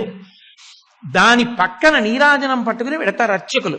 అది ఇలా ఇలా ఇలా ఇలా ఇలా ఇలా వెళ్ళి తిన్నగా ఏకాంబరేశ్వరుడి అంతరాలయంలోకి వెళ్ళిపోతుంది. వెళ్ళిపోయి ఏకాంబరేశ్వర శివలింగం యొక్క తల మీదకి వెళ్ళి ధగ ధగ ధగ ధగ మెరిసిపోయేటట్టుగా పడుతుంది. పడి అక్కడి నుంచి ఇలా ఎక్కి అదృశ్యమైపోతుంది. శేఖరయతే తనంత తానుగా పడుతుంటాయి. అంటే ఎత్తి పెట్టుకున్నట్టు కాదు, తనే పెట్టుకున్న, ఎప్పుడూ దాంతోనే ఉంటాడా, అసలు ఆయన అది లేకుండా ఉండడా అన్నట్టుంటాడు. అందుకే శంకర భగవత్పాదాచార్య స్వామి వారు కైలాస పర్వతం మీదకి వెళ్ళినప్పుడు పరమశివుడు ప్రత్యక్షమై ఆయనకి 5 శివలింగములు ఇచ్చాడు. 5 శివలింగములకు ఉపాసన రీత్యా పేర్లు వేరు. శృంగేరిలో ఉన్న లింగం భోగలింగం, కాంచీపురంలో ఉన్న లింగం యోగలింగం. యోగలింగం, భోగలింగం, ఆ తర్వాత మోక్షలింగం, ముక్తిలింగం, ఇలా పేర్లున్న వరలింగం, 5 లింగాలు ఉన్నా ఇందులో 5 లింగాలకి కలిపి ఒకటే పేరుతో పిలుస్తారు, చంద్రమౌళీశ్వరుడు. చంద్రమౌళీశ్వరారాధన జరుగుతోంది అంటారు. చంద్రమౌళి అని పేరు ఆయనకి. చంద్రమౌళి అంటే, మౌళి అంటే తలయందు చంద్రుడు ఉన్నవాడు. ఆయన అసలు మొట్టమొదటి నుంచి అలా చంద్రుడితో ఉన్నాడా? మొట్టమొదటి నుంచి అది అలా ఉంది. లోకంలో ఎవరు తయారు చేసింది కానివి కొన్ని ఉన్నాయి లోకంలో, అలా వాటితోనే ఉంటారు. అలాంటి వాటిల్లో యజ్ఞోపవీతం ఒకటి. యజ్ఞోపవీతాన్ని కొత్తగా ఎవరో మొదట తయారు చేయలేదు. ప్రజాపతి అంటే చతుర్ముఖ బ్రహ్మగారు ఆవిర్భావం యజ్ఞోపవీతంతో పుట్టాడు.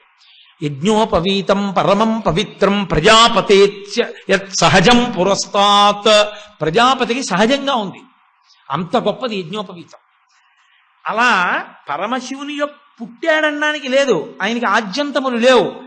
ఆయనకి ఎప్పుడూ చంద్రుడు కాడు. చంద్రుడు తపస్సు చేస్తే నెత్తి మీద పెట్టుకున్నాడు. కానీ అసలు చంద్రవంక లేని శివుణ్ణి మీరు ఊహిస్తారా? ఊహించరు. అందుకని చంద్రమౌళి, చంద్రమౌళీశ్వరలింగం అని పేరు. సూర్యమౌళీశ్వర, చంద్రమౌళీశ్వర అని. అటువంటి శంకరుడు తెల్లటి చంద్రుడిని పెట్టుకున్నాడు, తెల్లటి ఆకాశగంగని పట్టాడు. సరే, భగీరథుడి కోసం పట్టాడు, అది వేరు మాట అనుకోండి. రంగతుంగ తరంగ సంఘములతో రంజిల్లు ఘోషంబుతో బంగారంబగు పొంగుతో నురగతో పువ్వాట తుంపర్లతో భంగుల్ సల్పుచు జంగలించుత నభోభగమ నుండి జారం గంగమ్మను దల్చితే శరమునన్ రంజిల్లుతున్ శంకర. ఆ తెల్లటి గంగని పట్టాడు, అది తెలిపే. కాబట్టి ఇందుం నాక ధునించ శేఖరయతే మాలాన ధత్తే నవై. నవై, నవై అంటే నూత్నం, అప్పుడే పూసినటువంటి, కొంగొత్తగా ఉండేటటువంటి. ఏవి? వైకుంఠై అవకుంఠనంచ కురుతే. తుమ్మిపూలు. తుమ్మిపువ్వు గుత్తిగా ఉంటుంది, చెట్టుకి ఉండి ఇంతంత ఉంటాయి ఆ పూలు. వాటిని చాలా జాగ్రత్తగా కొయ్యాలి, ఇంతంతే ఉంటాయి. ఇలా అంటే ఊడొచ్చేస్తాయి. దాన్ని దండ కట్టడం కూడా చాలా చాలా కష్టం. శ్రీకాళహస్తిలో కడుతుంటారు తుమ్మిపూల దండ. ఆ తెల్లని చిన్ని పూలు మీరు తడి చేత్తో ఇలా పట్టుకున్నారనుకోండి, అవి ఇంకా శివలింగం మీద పడవు, మీ చేతినే పట్టు కూర్చుంటాయి. అంత ఇంతంతే ఉంటాయి. మీరందరూ చూశారేమో అనుకుంటున్నాను నేను. తుమ్మిపూలు ఇంతంత ఉంటాయి. దానికి వాసన ఉండదు. ఎందుకు ఆ తుమ్మి పువ్వు పూజ పరమేశ్వరుడికి? పరమేశ్వరుడికి తుమ్మి పువ్వులు అంటే చాలా ఇష్టం అండి అంటారు. ఎందుకు తుమ్మి పువ్వులు ఆయనకి? వాసన లేని పువ్వు బుధవర్గము లేని పురంబు భక్తి విశ్వాసములు లేని భార్య అని కదా. ఎందుకు మరి ఆ వాసన లేని పువ్వు ఆయనకి?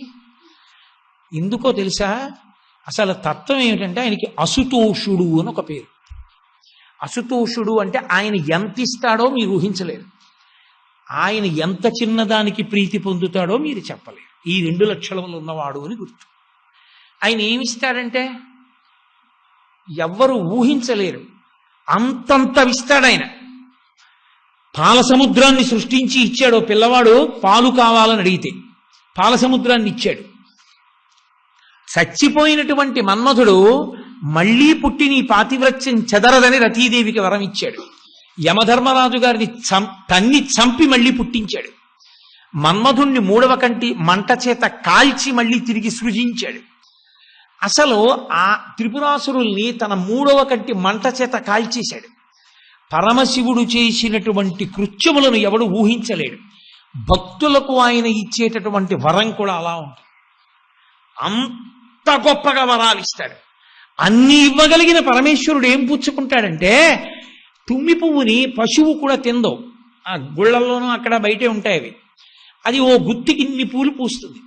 ఆ తుమ్మి పువ్వు ఇలా ఇలా ఇలా కోసి ఒక్క తుమ్మి పువ్వు తీసుకెళ్ళి ఇలా వేశారనుకోండి, ఆయన ఎంతో సంతోషపడతారు. అది ఎవరు దండగట్టుకోరు, అది ఎవరు తల్లో పెట్టుకోరు, అది ఎవరు వాసన చూడరు. అటువంటి తుమ్మి పువ్వు తీసుకెళ్ళి ఆయన మీద వేస్తే ఆయన అంత ప్రీతి పొందుతాడంటే అసుతోషుడు. మనకి పనికి మాలిన వస్తువు ఆయనకి, ఒరే పాపం ఎంత ప్రీతితో రా చెట్టు దగ్గరికి వెళ్ళాడా, వంగాడా, తెగిపోతుందని జాగ్రత్తగా కోశాడా, పట్టుకోకపోతే పడిపోతుందిరా పువ్వు, మందార పువ్వులా కాదు, దాన్ని జాగ్రత్తగా పళ్ళెల్లో వేశాడా, నా దగ్గరికి పట్టుకొచ్చి ఆ పువ్వుని నలిగిపోకుండా పట్టుకున్నాడా, పైకెత్తాడా, నా శివలింగం మీద వేసేటప్పుడు కొంచెం సరిగా ఇలా అనకపోతే అది కింద పడిపోతుంది, దాన్ని శివలింగం మీదే పడేటట్టు వేశాడా. ఎంత శ్రద్ధ రావడికి. పెద్ద పువ్వు వేయడం తేలిక, నా పువ్వు వేయడం అంత తేలిక, ఎంత కష్టపడి వేశాడరా అని అనుగ్రహించేస్తాడు. కాబట్టి అసుతోషుడైన. కాబట్టి వైకుంఠై రవకుంఠనంచ కురుతే, తుమ్మి పూలు దండలుగా మెళ్ళ వేసుకుంటాడు. అవి తెలుపే. చంద్రుడు తెలుపు, ఆకాశగంగ తెలుపు, తుమ్మి పువ్వు తెలుపు. ఇవి చాలదన్నట్టు ధూళించ భస్మానవై, తెల్లటి భస్మ తీసుకుని ఒళ్ళంతా రాసేసుకుంటాడు. రాసేసుకుని విభూతి రేఖలు పెట్టేసుకుంటాడు. ఒంటి నిండా విభూతి పట్లు పెట్టుకోవడం కాదు, శంకరుడు విభూతి రాసేసుకుంటాడు.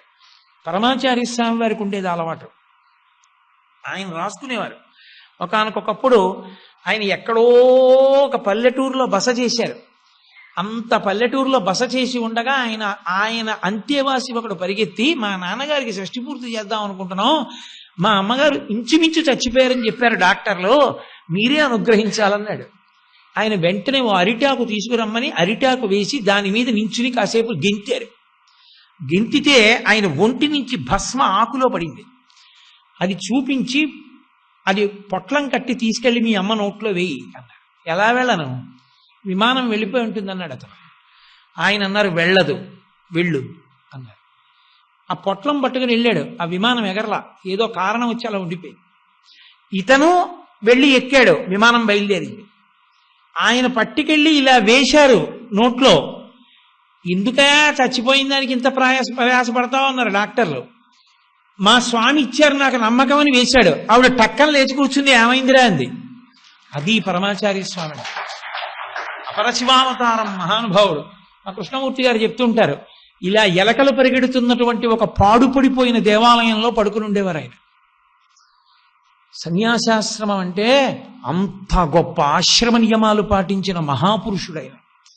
నేను మొన్ననే కామకోటిలో పూజ చూడ్డానికి వెళితే ఓ పెద్ద ఆయన నా దగ్గరికి వచ్చాడు. వచ్చి, మీరేనా తరచుగా పరమాచార్య అంటుంటారు, తెలుగులో ఉపన్యాసాలు చెప్తారు అని కొద్దిగా వచ్చిరా అని తెలుగులో అడిగాడు. అవును అన్నాను. ఆయన నాకు సందర్భం చెప్తే నేను తెల్లబోయా. ఆయన 2-3 పిలిచాడు వాళ్ళ స్నేహితుల్ని.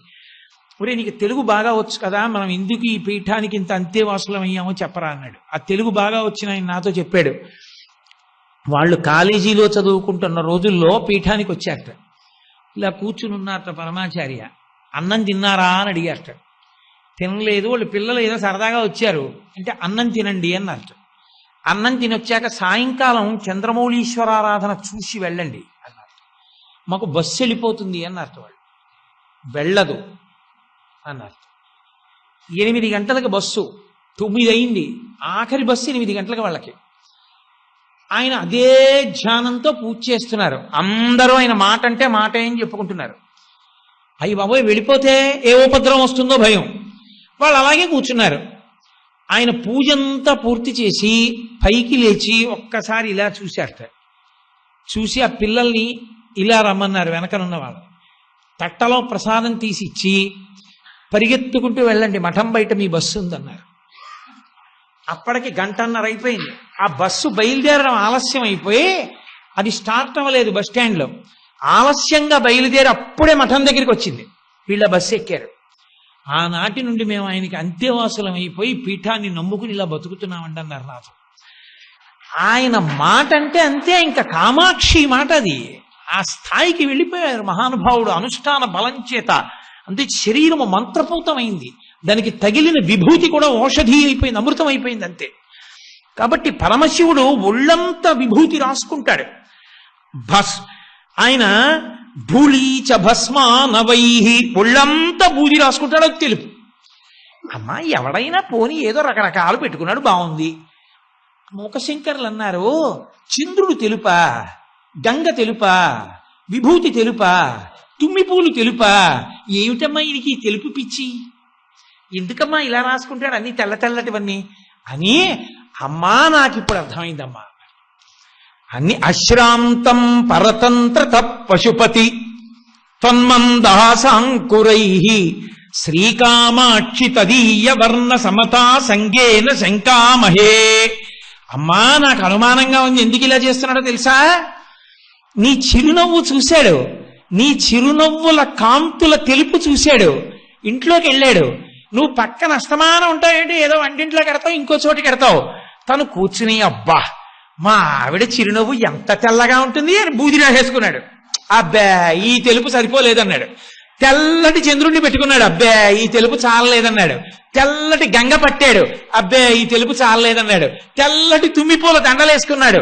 ఈ తెలుపు చాలలేదు, మా ఆవిడ నవ్వముందన్నాడు. మా ఆవిడ నవ్వని ఇవన్నీ వేసుకుని నీ దగ్గరికే వచ్చి కూర్చున్నాడమ్మా. నీ నవ్వు చూసినందుకు శంకరుడు తెల్లవన్నీ వేసుకున్నాడు. మందస్మిత శతకంలో అమ్మవారి చిరునవ్వుని అడ్డుపెట్టి శంకరుని యొక్క తెలుపు వెనక తత్వాన్నంతటినీ మూకశంకరులు తీసుకొచ్చారు. అంటే శ్లోకాన్ని ఇలా తిప్పితే పరమశివ వైభవాన్ని విన్నటువంటి అమ్మవారు ఖచ్చితంగా నవ్వుతుంది. అబ్బా మా ఆయన అసుతోషుడు ఇంత గొప్పవాడని ఆవిడ నిజంగా సంతోషంతో నన్ను నమ్మండి, కామాక్షి పరదేవత ఇక్కడ చిరునవ్వు నవ్వుతూ ఉంది. అమ్మవారు సంతోషంతో మహాపతివ్రత కనుక ఓ చిన్న నవ్వు నవ్వుతుంది. అబ్బా నా కోసమా అన్ని తెలుపు అని. ఆవిడ చిరునవ్వు నవ్వుతుంటే మనం అందరం ఆ నవ్వుల కాంతులలో పరదేవత యొక్క పరిపూర్ణ అనుగ్రహంతో పరమ సంతోషంగా హాయిగా ఇక్కడ జీవనం చేసి ధార్మికంగా బతికి అమ్మ పాదములు చేరగలుగుతాం. అంత శక్తిని మనకి ఇవ్వడానికి మూకశంకరుడు శ్లోకాలు అంత అందంగా రచించి మనకు అందించారు. రచించడం